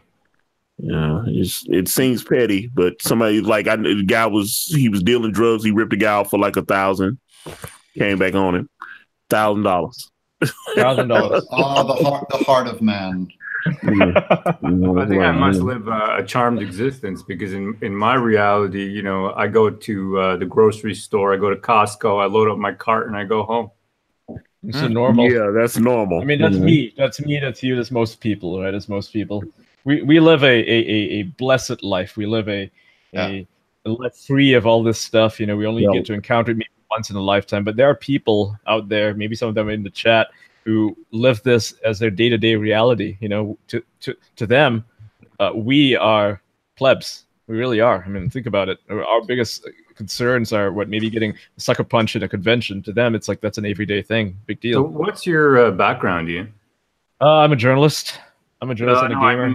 I mean, I've seen your Twitter and I've seen your well-written tweets, but thank you. I mean, you always hit that, you know, on point, which is why I think that you always get those likes. But what I'm trying to say is, what's your background with this kind of reality? Well, I live the charm life, so I don't really have a background in crime or anything like that. No. I grew up in the gutter, so it is what it is. Like a lot of shady stuff. A lot of. I guess I like to.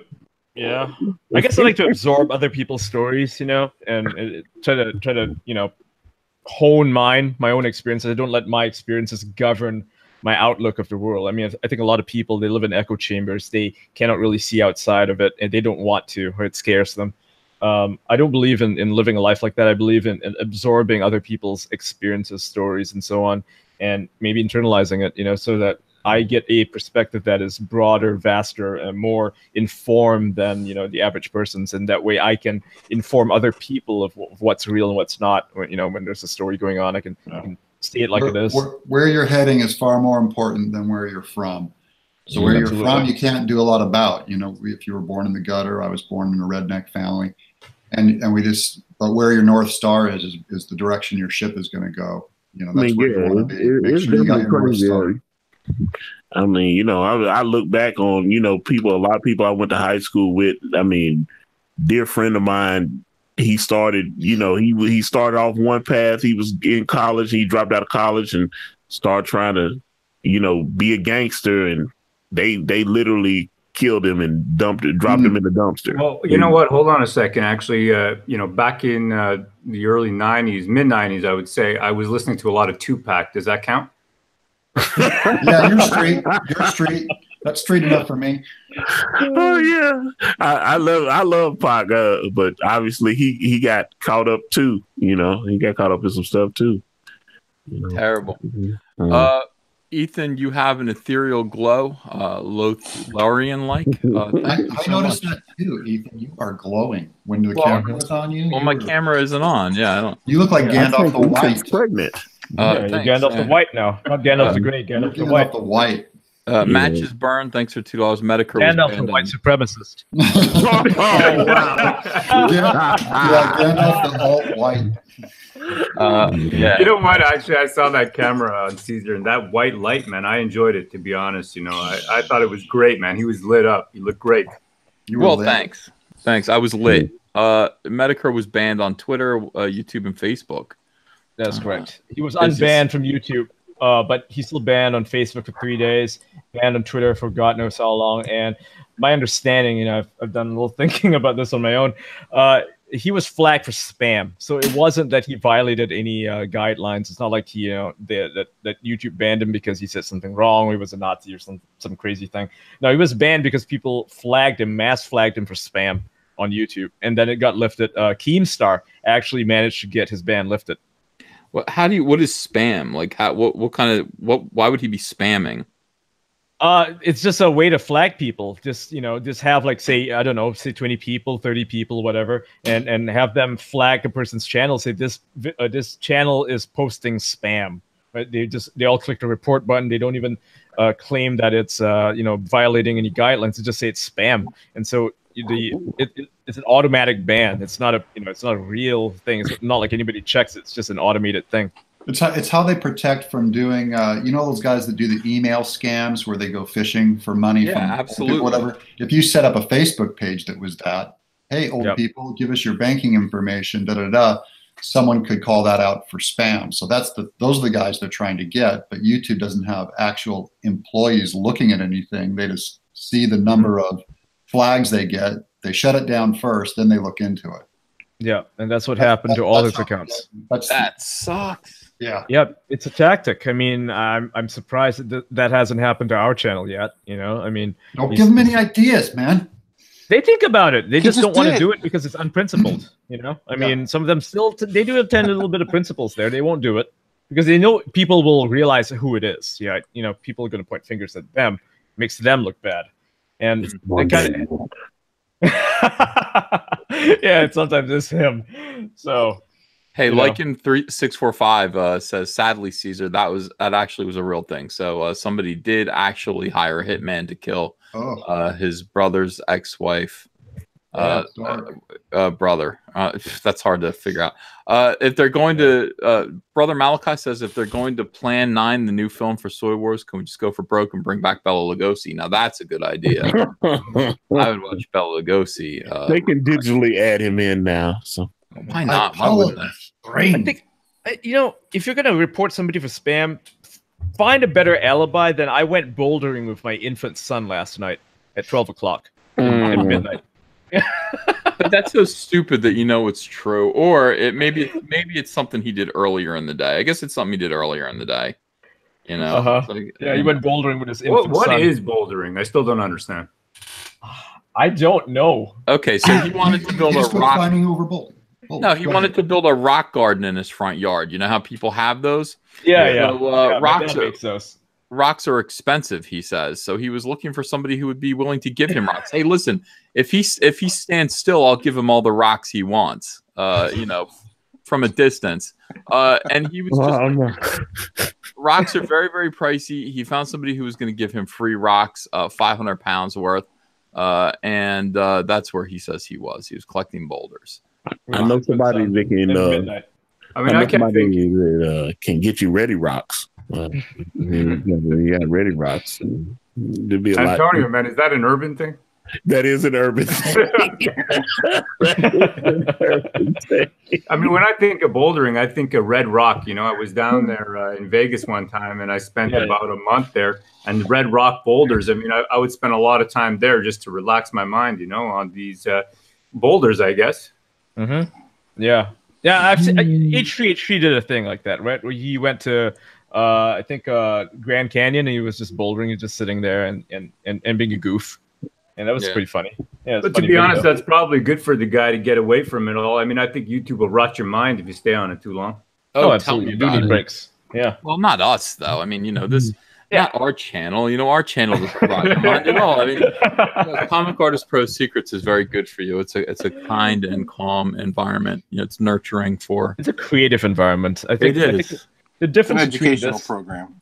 Yeah, the difference between this channel and a lot of other channels is like they have a strict set of things to talk about, and sometimes it's always the drama, right? It's like the internet blood sports thing. Always drama, always drama. This stuff burns you out. It just rots your brain after a while, after a week even.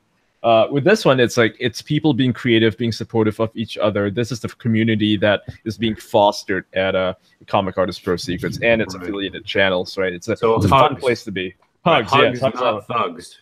It's a big old hug box, right? It's a big old hug box. Mm. All right, guys. With that, I'm going to say good morning to you all. I'm going to focus here on this cover, get this done. Tonight is the High Council. And so that will take place here on Comic Artist Pro Secrets. We'll have World Class Bullshitters, and we will have Geeks and Gamers, Jeremy from Geeks and Gamers. It's going to be fun. So try to show up for that. You guys all have a wonderful, amazing day. Get good stuff done. Stay out of trouble. Stay positive. And we will see you again tonight. Thanks, everyone. All right. Have a good one.